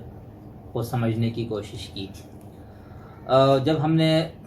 ان لوگوں کا نقطۂ نظر بیان کیا جن کے خیال میں یزید ایک عادل حکمران ہے اور وہ اس کا فسق ثابت نہیں ہے اور اس کا ظلم بھی ثابت نہیں ہے، تو اس میں ہم نے یہ دیکھا تھا کہ جن لوگوں کا یہ خیال ہے انہوں نے اپنے موقف کو ثابت کرنے کے لیے شیخ ابن تیمیہ کا حوالہ دیا تھا، اور شیخ ابن تیمیہ سے متعلق عام طور پر یہ تصور ہے کہ وہ یزید کو صحیح حکمران سمجھتے تھے، اور خود شیخ ابن تیمیہ کی موقف کو سمجھنے والے اہل علم دو گروہوں میں منقسم ہے۔ ایک گروہ کا یہ خیال ہے کہ شیخ ابن تیمیہ یزید کو اسی طرح ظالم بھی مانتے تھے، فاسق بھی، جس طرح جمہور اہل سنت کا نقطۂ نظر ہے، اور دوسرے گروہ کا خیال یہ ہے کہ ایسا نہیں ہے، ان کا موقف غلط سمجھا گیا۔ ہمارے ہاں جن لوگوں نے اپنے آپ کو شیخ ابن تیمیہ کا ماننے والا ڈکلیئر کیا ہوا ہے، یا جن لوگوں نے جملہ حقوق ان کا اپنے پاس رکھا ہے، ان کے ہاں چونکہ ہم کنفیوژن دیکھتے ہیں، میری مراد سلفی مکتب فکر ہے۔ گزشتہ سال کراچی میں ایک جلسے میں امیر یزید زندہ باد کے نعرے بھی لگے، اور پھر ان کے ایک عالم جیسے میں نے آپ کو بتایا صلاح الدین یوسف صاحب نے 913 صفحے پر مشتمل ایک کتاب یزید کے دفاع پہ لکھی ہے، تو اس لیے اس مکتب فکر کے لوگوں میں بھی کنفیوژن ہے، اور ان سے متعلق خیالات بنانے والے دیگر مکاتب والوں کے اندر بھی ایک کنفیوژن ہے کہ شیخ ابن تیمیہ کا موقف کیا تھا۔ سب سے پہلے تو میں نے آپ کو پہلے ہی بتایا کہ سلفی مکتب فکر کا دعویٰ یہ ہے کہ وہ تقلید شخصی کے خلاف ہے، اور اس کو وہ شرک کی حد تک مانتے ہیں، اس پہ کتابیں بھی لکھی ہوئی ہے۔ لیکن دوسری طرف دیکھیں تو ان کے ہاں شیخ ابن تیمیہ کا مقام اور مرتبہ اور حیثیت بالکل وہی ہے جو باقی ائمہ کا ان کے مقلدین کے ہاں ہے، لیکن پھر بھی اس گروہ کا یہ خیال ہے کہ ہم شیخ ابن تیمیہ کو اپنا مقتدا نہیں مانتے اس طرح جس طرح باقی مقلدین اپنے ائمہ کو مانتے۔ ایک تو یہ بات ذہن نشین کر لیجئے، اور دوسری بات، جب اہل سنت والجماعت کی اصطلاح استعمال ہوتی ہے تو اس میں یہ تو تسلیم شدہ بات ہے کہ جو 4 فقہی مسالک ہے اس کے اندر وہ اس میں آتے ہیں، اور اس کے ساتھ ساتھ کلامی جو مسالک ہے اس کے اندر وہ بھی شامل ہے۔ تو جو ہمارے ہاں موجود اشاعرہ اور ماتوریدیہ کی جو اکثریت ہے، ان کا یہ خیال ہے کہ ابن تیمیہ کا یا ان کے ماننے والوں کا، سلفیوں کا تعلق اہل سنت و جماعت سے نہیں ہے، کیونکہ خود شیخ ابن تیمیہ نے اشاعرہ پر اور ماتوریدیہ پر بالکل اسی طرح تنقید کی ہوئی ہے جس طرح انہوں نے باقی فرق کے اوپر اور باقی گروہوں پر تنقید کی ہوئی ہے۔ تو خیر یہ پھر ہم کبھی بات کریں گے کہ اہل سنت کے مسالک کون سے ہیں اور کیا وہ معیار ہے جس کی بنیاد پہ کسی کو اہل سنت میں رکھا جاتا ہے اور کسی کو باہر۔ آج کی ویلوگ میں ہم شیخ ابن تیمیہ کا موقف کو، ان کی اپنی تحریر اور ان کو جن لوگوں نے 2 طریقے سے سمجھا ان کی تحریروں میں کی روشنی میں ہم سمجھنے کی کوشش کرتے ہیں کہ ابن تیمیہ کے نزدیک یزید کی شخصیت کس قسم کی تھی۔ یہ مجموع فتاوی شیخ الاسلام ابن تیمیہ ہے، اس کی جلد نمبر 4، اور اس جلد نمبر 4 کے اندر ابن تیمیہ نے بہت مفصل اس پر بحث کی ہے، اور اسی طرح منہاج السنہ میں بھی بحث کی ہے۔ تو اس جلد نمبر 4 کے صفحہ نمبر 481 سے یہ بحث شروع ہوتی ہے کہ افترق الناس فی یزید بن معاویہ بن ابی سفیان 3 فرق طرفان و وسط، کہ یزید سے متعلق لوگوں کے 3 گروہ ہیں۔ تو ان 3 گروہوں کا ذکر کرتے ہوئے انہوں نے پہلا گروہ کا ذکر کیا کہ یزید کی شخصیت سے متعلق پہلا گروہ تو وہ ہے جن کے نزدیک وہ کافر اور منافق تھا، اور ابن تیمیہ نے اس قول کی نسبت روافظ کی طرف کی ہے جن کو ہم اہل تشیع کہتے ہیں۔ دوسرا گروہ ان لوگوں کا ہے جو صحابی، ولی، بلکہ درجہ نبوت پر یزید کو فائز کرتے ہیں، اقرات کی طرف اس کو منسوب کیا ہے کہ ان کا یہ خیال ہے کہ یزید نہ صرف صحابی اور ولی ہے بلکہ مقام نبوت پر بھی فائز ہے۔ ٹھیک ہے، اب یہ چونکہ رد عمل کی باتیں ہوتی تو اس میں اعتدال نہیں رہتا۔ تیسرا انہوں نے بتایا کہ تیسرا وہ ہے جن کے نزدیک نہ وہ صحابی ہے نہ نبی ہے بلکہ ایک مسلمان شخص تھا، ٹھیک ہے۔ اور پھر اس کے بعد وہ کہتے ہیں کہ یہ جو تیسرا گروہ ہے ان کے نزدیک وہ مسلمان تھا لیکن ایسا شخص جس کے پاس نیکیاں اور برائیاں دونوں موجود ہیں، اور یہ جمہور اہل سنت کا جیسے ہم نے بتایا کہ نقطہ نظر یہی ہے کہ یزید جو ہے وہ اس کی تکفیر نہیں کی جائے گی۔ کچھ علماء اہل سنت نے تکفیر بھی کی ہے لیکن جمہور کا یہ خیال ہے کہ ہم اس کی تکفیر نہیں کرتے، وہ فاسق ضرور تھا جس کی وجہ سے وہ حکمرانی کی جو صفات ہے وہ اس کے اندر نہیں رہی، جس کی وجہ سے ہم اس کو جائز حکمران نہیں مانتے، اور جو شخص اس کے خلاف کھڑا ہوگا وہ حق پہ ہوگا۔ خیر، اس کے بعد ابن تیمیہ لکھتے ہیں کہ یہ جو تیسرا گروہ ہے جن کے نزدیک نہ وہ صحابی ہے نہ نبی ہے بلکہ ایک عام مسلمان حکمران تھا، کہتے ہیں کہ اس تیسرے گروہ میں پھر مزید 3 گروہ ہے۔ نمبر 1 یعنی اہل سنت والجماعہ، یا جس کو انہوں نے عقل اور فکر والی جماعت کہا ہے، اس میں پہلا گروہ وہ ہے جن کے نزدیک وہ ملعون ہے اور محبت کے لائق نہیں ہے۔ دوسرا گروہ اہل سنت میں ابن تیمیہ کے مطابق ان لوگوں کا ہے جن کے نزدیک وہ مغفور ہے، یعنی اس کی مغفرت ہو گئی ہے، محبتوں کا مستحق ہے، اور قتل حسین میں کوئی ہاتھ نہیں تھا، واقعی ہرہ اس کی اجتہادی غلطی تھی، اور قسطنطنیہ کی فتح میں یا اس کے جہاد میں وہ شریک تھا جس کی وجہ سے وہ اس کی مغفرت ہو گئی۔ یہ جو قسطنطنیہ پر حملے والی حدیث اور جس کی بنیاد بنا کے یزید کا بہت زیادہ دفاع کیا جاتا ہے اس پہ پھر کبھی بات کرتے ہیں۔ یہاں پر صرف ابن تیمیہ نے جو 3 گروہ اہل سنت کی بتایا کہ وہ ایک مسلمان حکمران تھا جس کے اندر برائیاں بھی تھی اور کچھ نیکیاں بھی، تو پھر وہ کہتے ہیں کہ اس میں پھر 3 گروہ ہے، ٹھیک ہے۔ تو یہ دوسرا گروہ ہے۔ تیسرا گروہ وہ ہے اہل سنت میں جن کے خیال میں نیکی اور برائیاں دونوں تھی اس کے اندر، یزید کے اندر، اور قسطنطنیہ پہ جو اس نے جو گروہ گیا تھا حملہ کرنے اس میں اس کی شمولیت تھی، اس کی نیکی ہے۔ مدینے پر جو اس نے حملہ کیا تھا یہ اس کا گناہ ہے، اور پھر اس کے بعد نہ ہم اس کو برا کہیں گے نہ بھلا کہیں گے، نہ ہم اس کو پر لعنت کریں گے نہ ہم اس کی صفات بیان کریں گے۔ پھر ابن تیمیہ کہتے ہیں کہ اہل سنت کے اندر ان تینوں گروہوں میں زیادہ معتدل گروہ یہ تیسرا ہے۔ اچھا، پھر اس کے بعد ابن تیمیہ نے اس بات کو بیان کرنے کے بعد اپنی کتاب کے جلد نمبر 4 کے صفحہ نمبر 483 پہ انہوں نے لکھا ہے کہ والقول الثالث، تیسرا قول جس کا میں نے ابھی آپ کو بتایا یہ ہے کہ وہ ایک بادشاہ تھا مسلمان بادشاہوں میں سے، اس کی نیکیاں بھی ہے اور گناہ بھی ہے، اور خلافت عثمان میں اس کی پیدائش ہوئی ہے، یزید پیدا ہوا ہے جب حضرت عثمان خلیفہ تھے، یہ کافر نہیں تھا،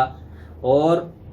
اس کی وجہ سے بہت کچھ ہوا، مثال کے طور پر حسین علیہ السلام کا قتل، اسی طرح حرہ میں جو کچھ اس نے کیا اہل حرہ کے ساتھ، نہ یہ صحابی ہے نہ اولیاء اللہ الصالحین میں سے ہے۔ اور یہ پھر انہوں نے لکھا کہ وَهَذَا قَوْلُ عَامَّةُ أَهْلِ الْعَقْلِ وَالْعِلْمِ وَالسُّنَّةِ وَالْجَمَاعَةِ، یہ جو آخری بات ہے یہ عام اہل علم اور اہل عقل اور اہل سنت والجماعت کا یہ موقف ہے۔ پھر اس نے ابن تیمیہ نے ان تینوں گروہوں کا بتایا کہ ایک کے نزدیک وہ لعنتی ہے، ایک کے نزدیک وہ محبت کا مستحق ہے، اور ایک کے نزدیک یہ ہے کہ نہ اس کو گالی دی جائے گی نہ اس سے محبت کا اظہار کیا جائے گا۔ پھر اس کے بعد وہ لکھتے ہیں کہ وَهَذَا هُوَ الْمَنْصُوص عَنِ الْإِمَامِ احمد، یہ بات حضرت امام احمد بن حنبل سے بھی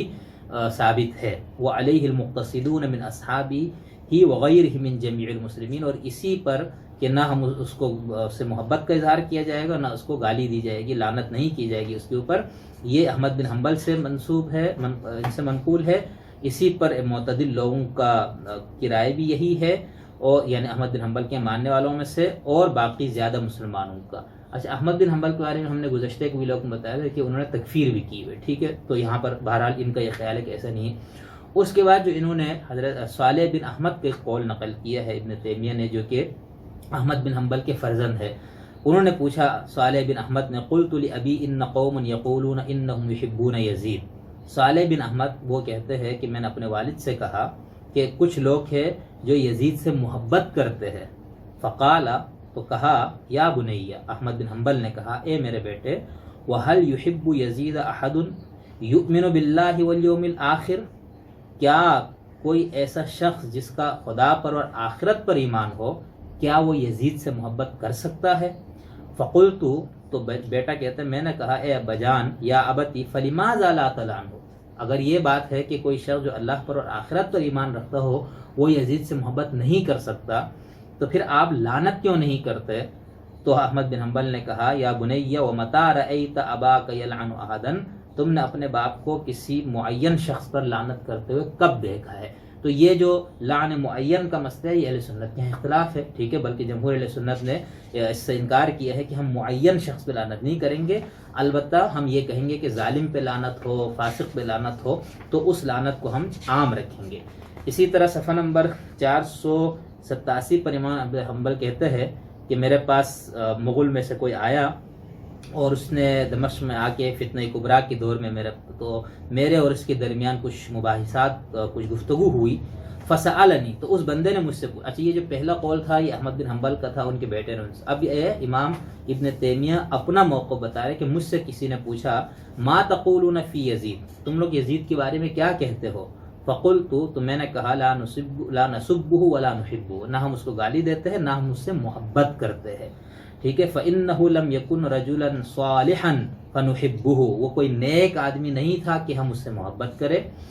وَنَحْنُ لَا نَسُبُّ أَحَدًا مِنَ الْمُسْلِمِينَ بِعَيْنِهِ، اور ہم کسی مسلمانوں میں سے کسی مسلمان کو معین کر کے اس کو گالی نہیں دیتے۔ فقالت، اس نے کہا افلا تلعنونہ اما کان ظالما اما قتل الحسین، تو اس شخص نے کہا کیا تم لوگ اس پہ لعنت نہیں کرتے ہو، کیا وہ ظالم نہیں تھا، کیا اس نے حسین کا قتل نہیں کیا؟ تو ابن تیمیہ کہتے ہیں فقلت، میں نے کہا لہو، اس سے،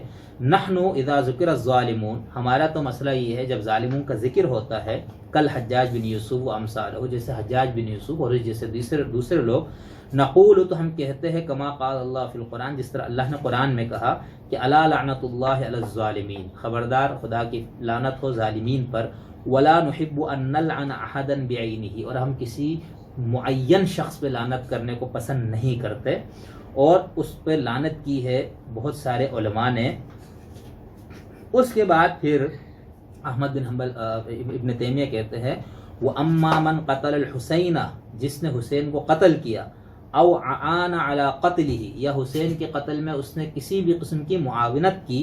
او رضی بذالک، یا وہ حسین کے قتل سے راضی ہوا، فعلیہ لعنت اللہ والملائکۃ والناس اجمعین، تو اس پہ اللہ کی لعنت ہے، فرشتوں کی لعنت ہے، اور تمام انسانوں کی لعنت ہے، اور اللہ اس کا کوئی بھی عمل قبول نہیں کرے گا۔ تو اس جگہ ابن تیمیہ نے بہت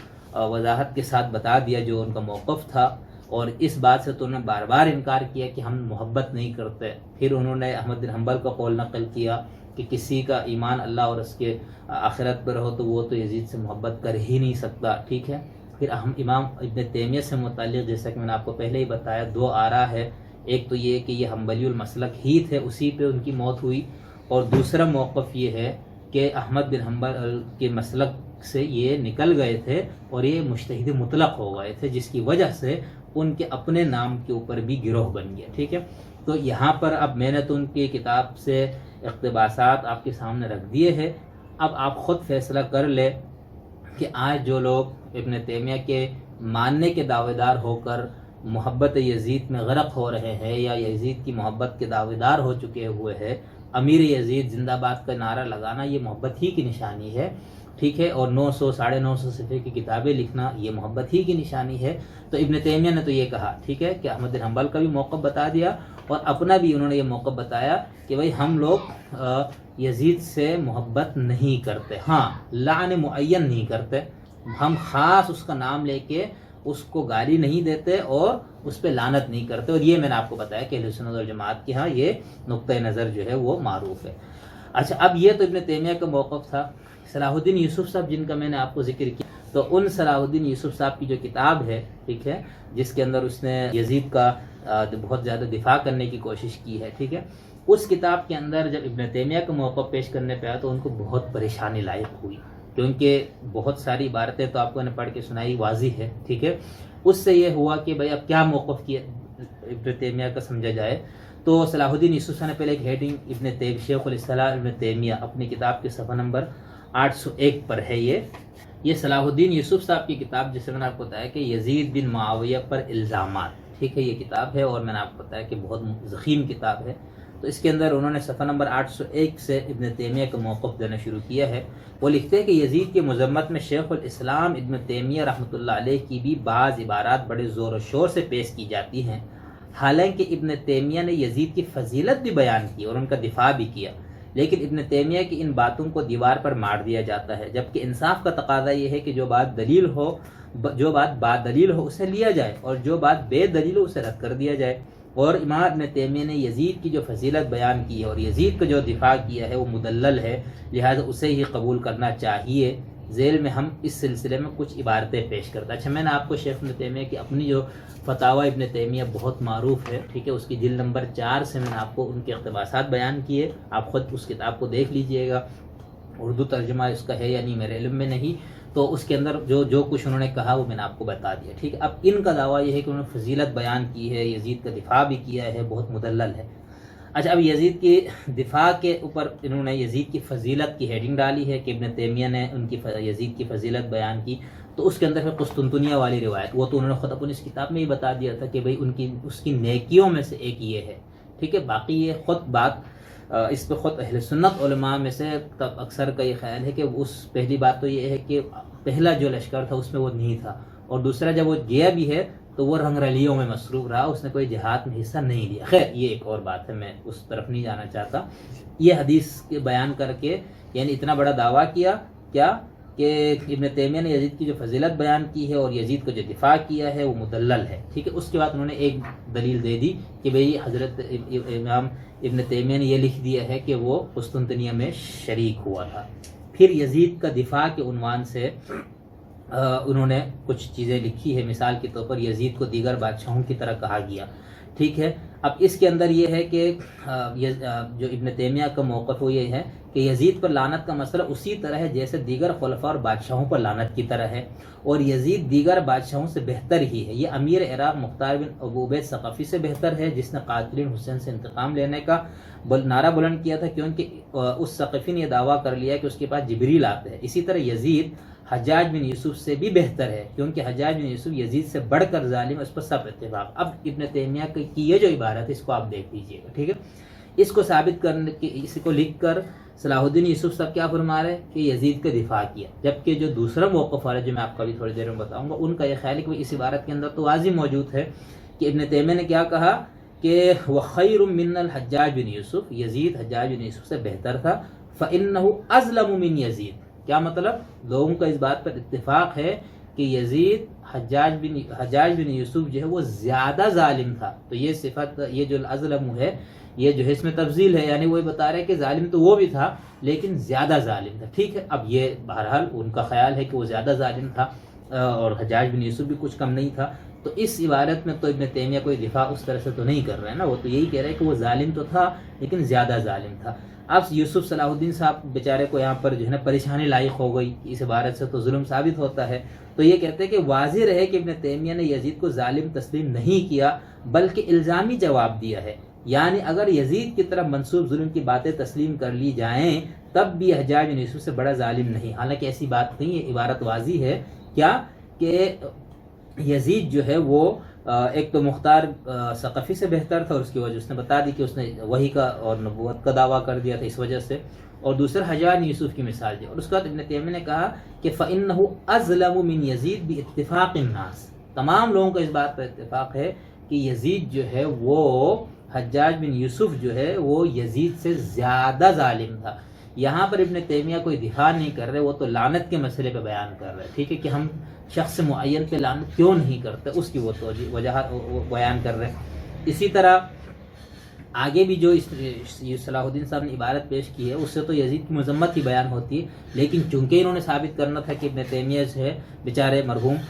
کہ وہ جو ہے وہ یزید کی فضیلت بھی بیان کرتے اور اس کا دفاع بھی کرتے۔ اب صلاح الدین یوسف صاحب کو ایک اور پریشانی لاحق ہو گئی، کیا لکھتے ہیں، یاد رہے کہ ہاں ابن تیمیہ نے جو کہا ہے کہ یزید دینداری اور نیکی میں مشہور نہیں تھا، یہ ان کی عبارت دی ہے جس میں انہوں نے ابن تیمیہ نے یہ بات، اس کا یوسف صلاح الدین صاحب نے کیا لکھا، اس کا مطلب یہ نہیں ہے کہ وہ دیندار یا نیک تھا ہی نہیں، کسی چیز کی عدم شہرت عدم وجود پر دلالت نہیں کرتی، نیز یہ بات بھی ابن تیمیہ نے اپنی معلومات کی بنیاد پر کہی ہے لیکن دلائل اس کے خلاف ہے، یعنی یہاں پر کہتے ہیں ابن تیمیہ بیچارے سے نے اپنی ناقص معلومات کی بنیاد پر بات کی، حالانکہ دلائل تو ابن تیمیہ کے خلاف ہے۔ اچھا، صحابہ میں ابن عباس کی گواہی نقل کی جا چکی ہے کہ انہوں نے یزید کو نیک کہا، اس طرح پھر انہوں نے کچھ اور چیزیں یہاں پر بیان کی ہے۔ اس کے بعد ابن تیمیہ کے نزدیک یزید سے متعلق معتدل قول، یہ میں نے آپ کو بتا دیا کہ اس ابن تیمیہ نے جو تینوں اقوال آپ کو بتائے تھے کہ ان کے نزدیک کیا تھا، وہ طرف 3 گروہ اور تینوں گروہوں میں سے ان کے خیال معتدل، جس میں اس نے کہہ دیا کہ کوئی محبت نہیں، شخص معین پہ ہم لعنت نہیں کریں گے لیکن محبت بھی نہیں کریں گے۔ لیکن جس انداز سے صلاح الدین یوسف صاحب ثابت کر رہے ابن تیمیہ کو کہ اس نے فضیلت بھی بیان کی اور دفاع بھی کیا، اس سے تو پھر محبت ہی ظاہر ہوتی ہے نا، جبکہ وہ اپنی عبارت میں صاف کہہ رہے کہ ہم محبت نہیں کریں گے۔ اچھا، پھر اس کے بعد صلاح الدین یوسف نے یہ تینوں موقف دینے کے بعد کہ بھئی ابن تیمیہ نے پہلے تو یزید سے متعلق 3 گروہوں کا ذکر کیا، پھر اہل سنت میں سے بھی 3 گروہوں کا ذکر کیا، یہ سارے کچھ دینے کے بعد صلاح الدین یوسف صاحب اس پہ ایک تبصرہ فرماتے ہیں۔ اس سے بھی آپ ان کی پریشانی ملاحظہ کریں، جو ابن تیمیہ کے منہ میں جو بات ڈالنا چاہ رہے وہ ان سے نہیں ہو رہے۔ لکھتے ہیں بعض لوگ اس تیسرے قول کو علل اطلاق ابن تیمیہ کا قول بتلاتے ہیں، ٹھیک ہے۔ تیسرا قول کیا تھا کہ مسلم بادشاہوں میں سے ایک بادشاہ تھا، اس کی نیکیاں بھی ہیں اور غلطیاں بھی، پیدائش عثمان کے دور میں ہوئی، یہ کافر نہیں تھا، یہ سب میں نے جو آپ کو پڑھ کے سنایا۔ اس کی وجہ سے حسین کی شہادت کا واقعہ پیش ہے اور اس نے اہل حرہ کے ساتھ کیا جو کیا، یہ صحابی تھا نہ اللہ کے بزرگ اولیاء میں سے، یہی عام اہل عقل و علم اور اہل سنت کا موقف۔ تو اس کے بارے میں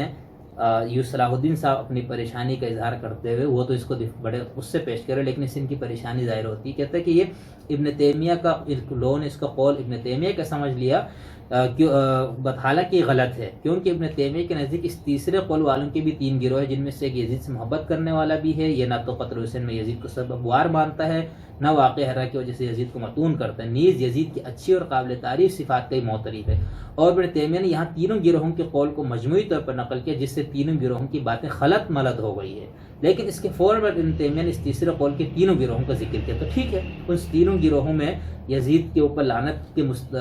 قائل اور لعنت نہ کرنے کے قائل، اور وہ جو یزید سے محبت کرتا ہے، اور تیسرا گروہ وہ جو یزید کو برا کہتا ہے نہ اس سے محبت کرتا ہے، ٹھیک ہے۔ تو یہ ساری باتیں جو میں نے آپ کو اسے پہلے بتا دی۔ تو یہاں پر صلاح الدین یوسف صاحب کا میں نے حوالہ اس لیے دیا کہ انہوں نے بہت زیادہ کوشش کی ہے یہ بات ثابت کرنے کی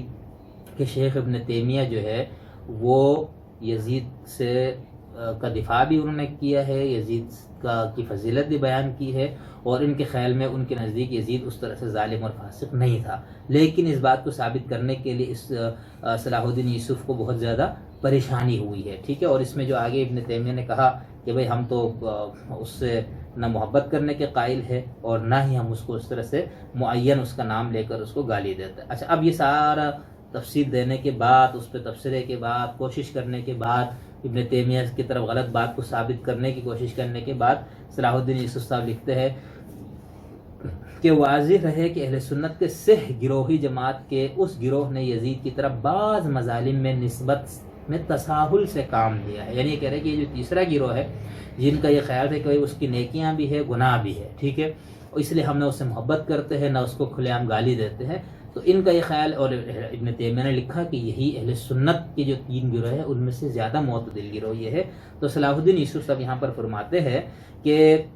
واضح رہے کہ اہل سنت کے سہ گروہی جماعت کے اس گروہ نے یزید کی طرف بعض مسالم کی نسبت میں تساہل سے کام لیا ہے، اور اس سلسلے میں وارد روایات کی چھان بین اور مکمل تحقیق کی ہی نہیں، ورنہ اگر یہ تحقیق مزے کے بعد کہ پھر وہ تحقیق محمود عباسی صاحب فرماتے ہیں آ کے ہمارے ہندو پاک میں، اور اس کے بعد پھر یہ سعادت ماشاءاللہ سے ان صاحب کے ہاتھ حصے میں آتی ہے، ٹھیک ہے، اور پھر ان کا پورا سلفی جو جماعت وہ پریشانی اور تذبذب میں کا شکار ہے کہ ہن کی کرے جی، کہ اتنے بڑے عالم سعودی عرب سے جس کی تفسیر چھپتی وہ یزید کا دفاع کرا تو پھر ہم کہاں جائے، تو خیر خود بھی کنفیوژن میں اور دوسروں کو بھی ڈال دیا، ورنہ اگر یہ تحقیق کرتا تو یزید کی طرف بعض مظالم کی نسبت بھی نہ کرتے، یعنی جو کچھ مظالم کی نسبت ہو گئی، کہتا اگر مزید آپ تحقیق کرتے نا تو وہ مظالم بھی اس کی طرف منسوب نہ کرتے، اور نتیجتاً یزید سے اس کی حیثیت کے اعتبار سے علل اطلاق محبت کا موقف اپناتے، جیسا کہ اہل سنت کے سہ گروہی جماعت ہی کہ ایک دوسرے گروہ کی رائے ہے جو یزید سے اس کے مقام کے اعتبار سے علل اطلاق محبت کا قائل ہے، ٹھیک ہے۔ اچھا، اس کے اینڈ میں پھر انہوں نے لکھا ہے کہ ابن تیمیہ نے اہل سنت کی جماعت کے بھی 3 گروہ بتائے، پھر اسی میں اہل سنت کی اس گروہ کا ذکر کیا جن سے محبت کرتے، یہ گروہ بھی ابن تیمیہ کے اہل علم، یہ سارا بیچارہ صلاح الدین یوسف صاحب کی پریشانی کا اظہار ہے، جس کے اندر یہ ثابت ابن تیمیہ سے وہ کچھ کرنا چاہ رہے جو نہیں ثابت کر سکتے، اسی لیے یہ پوری بحث آپ پڑھ لیجئے گا تو آپ کو خود اندازہ ہوگا کہ ان موصوف کو کس قدر یہاں پر پاپڑ بیلنے پڑے ہیں، کس قدر ان کو پریشانی ہوئی ہے۔ پھر آخر میں لکھتے ہیں کہ یزید پر الزام، صفحہ نمبر 814 پر، ابن تیمیہ نے یزید کا بھرپور دفاع کرنے کے ساتھ ساتھ اس پر کچھ الزامات بھی لگائے ہیں، لیکن اس کی کوئی صحیح دلیل آپ نے پیش نہیں کی، ٹھیک ہے۔ تو پھر اس کے بعد ابن تیمیہ نے جو ان کے بارے میں کہا تھا اس سب کو پیش کیا، اور ان کا یہ خیال ہے کہ یہاں پر جو ابن تیمیہ نے یزید کی کچھ برائیاں بھی بتائی، کچھ، ٹھیک ہے، کچھ مظالم کہتے ہیں، یہ بھی ان سے نہیں سرزد ہوئے۔ تو یہ ہے ان کا موقف۔ اچھا، ابن تیمیہ کے اس موقف سے متعلق کہ ابن تیمیہ نے کیا کی عبارت سے صلاح الدین یوسف صاحب نے کیا سمجھا،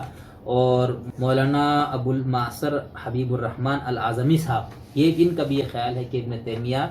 یزید کو فاسق اور ظالم اس طرح سے نہیں سمجھتے تھے۔ ان کی کتاب ہے تبصرہ بر شہید کربلا و یزید، پچھلے ویلاگ پر ہم نے اس کا ذکر کیا تھا، مولانا طیب صاحب کی کتاب کا جو جواب ہے شہید کربلا اور کردار یزید، اس کا یہ جواب ہے کتاب۔ تو اس کے اندر یہ لکھتے ہیں کہ شیخ الاسلام ابن تیمیہ نے اس مسئلے پر بہت مدلل اور مفصل لکھا ہے۔ فرماتے ہیں کہ یزید پر لعنت کا حکم بالکل وہی ہے جو اس کے جیسے دوسرے بادشاہوں اور خلفاء پر لعنت کا حکم ہے۔ اس پورے بحث میں انہوں نے یہ ثابت کرنے کی کوشش کی ہے کہ بھئی ابن تیمیہ فسق یزید کے قائل نہیں تھے۔ میں نے آپ کو ابن تیمیہ کی اپنی کتاب سے پیش کیا ان کا موقف، اور اس کے ساتھ ساتھ جو ہے یہ بھی میں نے آپ کو بتایا ہے کہ ابن تیمیہ کے اس موقف کو یزید کی دفاع اور یزید کو فاسق نہ ہونا، ظالم نہ ہونے سے متعلق اس سے ثابت کرنے کے لیے صلاح الدین یوسف صاحب کو بہت زیادہ مشکلات کا سامنا کرنا پڑا۔ ایک اور کتاب ہے جس کا نام ہے شہید کربلا اور کردار یزید، اور یہ کتاب جواب ہے اعظمی صاحب کی کتاب کا جو انہوں نے لکھا تھا تبصرہ بر شہید کربلا اور یزید، ٹھیک ہے۔ یعنی مولانا طیب صاحب نے کتاب لکھی محمود عباسی کے رد میں، محمود عباسی کے رد میں جو کتاب لکھی، اس کتاب کا جواب لکھا ہے حبیب الرحمن اعظمی صاحب نے۔ یہ محمد سید طاہر حسین گیاوی صاحب ہے، انہوں نے جواب لکھا ہے اس کتاب کے رد میں۔ تو یہ جو بات شروع ہوئی، تو مزے کی بات یہ ہے کہ سب سے زیادہ محمود عباسی پر تنقید اس حوالے سے، اس کے حوالے سے خود اہل سنت والجماعت کے اندر کے لوگوں سے ہوئی، ٹھیک ہے، کیونکہ ان کے ہاں بقول اعلیٰ حضرات اور باقی علماء کے اجماعی مسئلہ تھا یزید کے فسق کا۔ البتہ لعنت کے مسئلے پہ ان کا بالکل اختلاف ہے، اسی کو بنیاد بنا کے کچھ لوگ ثابت کرنے کی کوشش کرتے ہیں کہ ان کے ہاں یزید فاسق نہیں ہے، حالانکہ ایسا نہیں ہے۔ تو یہ جو کتاب ہے سید طاہر حسین گیاوی صاحب کی شہید کربلا اور کردار یزید، اس کے صفحہ نمبر 40 سے آگے تک انہوں نے ابن تیمیہ کو موقف دیا۔ میں ایک چھوٹی سی عبارت سناتا ہوں، اس میں یہ لکھتے ہیں اس صفحہ نمبر 40 پر، اس عبارت میں شیخ الاسلام ابن تیمیہ علیہ الرحمہ نے کتنی صاف بات کہی ہے کہ یزید اس مختار بن ابی عبید ثقفی سے بہتر تھا جو اپنے اوپر وحی آنے کا مدعی تھا۔ اسی طرح یزید حجاج بن یوسف سے بڑا ظالم نہیں تھا، بلکہ یزید اس سے بہتر اور کم درجے کا ظالم تھا۔ اس جگہ یزید کے بارے میں ابن تیمیہ علیہ الرحمہ نے کتنا کھل کر اقرار کیا ہے کہ حجاج بن یوسف یزید کے مقابلے میں بڑا ظالم تھا۔ کیا کوئی عربی سمجھنے والے اس حقیقت کا انکار کر سکتا ہے کہ ابن تیمیہ نے یزید کو ظالم نہیں تسلیم کیا ہے؟ ابن تیمیہ کی مذکورہ بالا عبارت کو بار بار غور سے پڑھیے اور یزید کے ظالم ہونے کے اقرار اور اعتراف دیکھیے۔ ابن تیمیہ کیسا صاف یزید کے ظالم ہونے کی تصریح فرما رہے ہیں۔ اب آگے علامہ ابن تیمیہ کی یزید کے فاسق ہونے کی صریح وضاحت اور اقرار اور اعتراف کو پڑھیے۔ اس کے بعد پھر انہوں نے کچھ اور عبارتیں دی ہے، اور اس کی ایک عبارت دی، اس کے بعد یہ لکھتے ہیں اس عبارت میں بھی شیخ الاسلام علامہ ابن تیمیہ نے کھلے دل کے ساتھ اور بلا کسی تذبذب و تردد کے یزید کو فاسقین میں داخل کیا ہے، جس میں کوئی ابہام کی ادنا گنجائش باقی نہیں ہے، بلکہ علامہ ابن تیمیہ یزید کو کس قدر غلط اور ثاقب الاعتبار قرار دیتے ہیں کہ اس سے روایت ہو جائے تو اس کو بھی کسی حال میں قبول کرنے کو تیار نہیں، کیونکہ وہ بد کردار ہے، نہ ثقہ ہے، نہ اس کی عدالت قابل قبول ہے۔ پھر انہوں نے منہاج سنہ سے ابن تیمیہ کا ایک قول یہاں پر نقل کی۔ اچھا، ایک یہ تو بات ہو گئی کہ خود ابن تیمیہ کا کیا موقف ہمیں سمجھ میں آ رہا ہے۔ پھر اس ابن تیمیہ کے موقف سے جنہوں نے یہ ثابت کرنے کی کوشش کی کہ ابن تیمیہ کے نزدیک یزید ظالم اور فاسق نہیں تھا، ان کو کس قدر پریشانی کا سامنا کرنا پڑا۔ پھر اسی ابن تیمیہ کی انہی عبارتوں سے جن لوگوں کو یہ لگتا ہے کہ بالکل وہ فسق یزید اور ظلم یزید کے کھلے لفظوں میں قائل تھے، ان کا بھی میں نے آپ کو موقف بتا دیا، ٹھیک ہے۔ اب میں ایک چھوٹی سی چیز یہاں پر آخر میں خود حضرت امام حسین علیہ السلام سے متعلق ابن تیمیہ نے اپنی کتاب منہاج السنہ کی 4 جلد کے اندر منہاج السنہ، اب چونکہ یہ کتاب تشیع کی رد میں ہے، اور تو اس وجہ سے اس کتاب کے اندر بھی اور باقی ابن تیمیہ صاحب کا اپنا جو تھوڑا سا تنقید کا انداز ہے وہ بہت جارحانہ ہے۔ اچھا مزے کی بات یہ ہے کہ انہوں نے صرف شیعوں پہ تنقید کرتے ہوئے سخت لب و لہجہ اختیار نہیں کیا، صوفیہ پر تو یعنی جو کہ اہل سنت کے ہی کے اندر شامل ہے صوفیہ کرام، ان پہ تنقید کرتے ہوئے آپ ان کے قلم کو دیکھ لیجئے۔ اشاعرہ جو کہ جس کو کہا جا سکتا ہے کہ دنیا میں اہل سنت والجماعت کی اکثریت کا جس گروہ سے تعلق ہے، اشاعرہ کو گمراہ قرار دیتے ہوئے اس پہ جو اس طرح سے ان کی تنقید ہے، تو ظاہر سی بات ہے جب وہ تشیع پہ تنقید پہ آئیں گے تو وہاں تو وہ بالکل بھی نہیں بخشیں گے۔ تو اس لیے قلم جو ہے ان کا اعتدال سے کبھی کبھار ہٹ بھی جاتا ہے، لیکن فسق یزید اور ظلم یزید سے متعلق ان کا جو موقف تھا میں نے آپ کو بتا دیا۔ امام حسین سے متعلق یہ لکھتے ہیں اپنے کتاب کے اندر کہ وصار الناس فی قتل الحسین رضی اللہ عنہ ثلاث اصناف، ٹھیک ہے، کہ حضرت امام حسین سے متعلق بھی لوگوں کے 3 گروہ ہیں، 3 قسمیں ہیں حضرت حسین سے متعلق۔ سب سے پہلے حسین علیہ السلام سے متعلق پہلا نقطۂ نظر وہ کہتے ہیں کہ ان کا یہ خیال ہے کہ 2 انتہا پسند نقطۂ نظر ہے اور ایک اعتدال والا۔ انتہا پسند میں سے ایک یہ ہے کہ حسین علیہ السلام کا قتل بالکل ٹھیک ہوا ہے، انہوں نے مسلمانوں کی اجتماعیت کو توڑنے کی کوشش کی تھی اور انتشار پھیلایا تھا، اور پھر ایک حدیث انہوں نے پیش کی جس کے اندر یہ بتایا کہ اگر ایک مسلمان حکمران پہ اجماع ہے، سب کا اتفاق ہو، تو اس کے خلاف نہیں نکلنا چاہیے، خروج کی ممانعت وغیرہ پر وہ لے کر آتے ہیں۔ تو یہ کہتے ہیں کہ جو اس نقطۂ نظر کے ماننے والوں کے نزدیک چونکہ امام حسین نے مسلمانوں کے ایک خلیفہ کے خلاف انہوں نے خروج کیا، لہٰذا امام حسین کا جو قتل ہوا ہے وہ بالکل ٹھیک ہوا ہے، ٹھیک ہے۔ پھر انہی لوگوں کا خیال ہے کہ امام حسین اسلام میں وہ پہلا شخص ہے جس نے حکمران کے خلاف خروج کیا تھا۔ دوسرا نقطۂ نظر امام حسین سے متعلق مسلمانوں میں وہ کہتے ہیں امام حسین ہی حقیقی امام تھے جن کی اطاعت واجب ہے اور جن کے بغیر اسلام کا کوئی حکم نافذ نہیں ہو سکتا، اور نہ ہی ان کی اجازت کے بغیر جہاد ہو سکتا ہے۔ تو یہ اہل تشیع کا موقف ہے، اور بالکل امام سے متعلق ان کا نقطۂ نظر بالکل وہی ہے جو یہاں پر ابن تیمیہ نے پیش کیا۔ تو یہ کہتے ہیں یہ بھی ایک انتہا پسندانہ نقطۂ نظر ہے ابن تیمیہ کے نزدیک۔ تیسرا جس کو ان کا خیال یہ ہے کہ درمیان والا یا اعتدال والا گروہ امام حسین سے متعلق وہ کیا ہے کہ جو ان دونوں سے متفق نہیں ہے، اور یہ اہل سنت کا نقطۂ نظر ہے۔ امام حسین مظلوم قتل کیا گیا، وہ شہید ہوئے کربلا کے اندر، آپ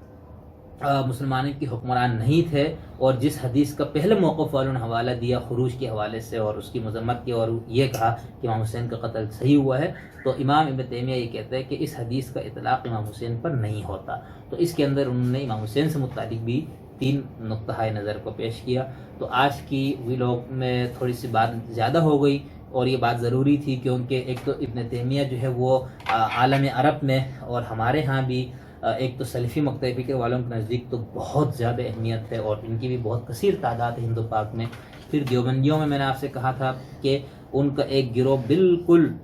اسی طرح سے عقائد کے معاملات کو لیتے جس طرح شیخ ابن تیمیہ نے پیش کیا، ٹھیک ہے۔ باقی بریلوی اور اہل سنت والجماعت حنفی دیوبندیوں کا ایک بہت بڑا گروہ ہے جو اس طرح سے ابن تیمیہ کو ایک صاحب علم ہونے کی حیثیت سے احترام تو دیتے ہیں، لیکن ان کو کوئی امام، کوئی مجتہد، کوئی مقتدی نہیں تسلیم کرتے۔ اور عرب دنیا میں جیسے کہ کہا کہ ان کے ماننے والے بہت سے، آپ کی پوری جو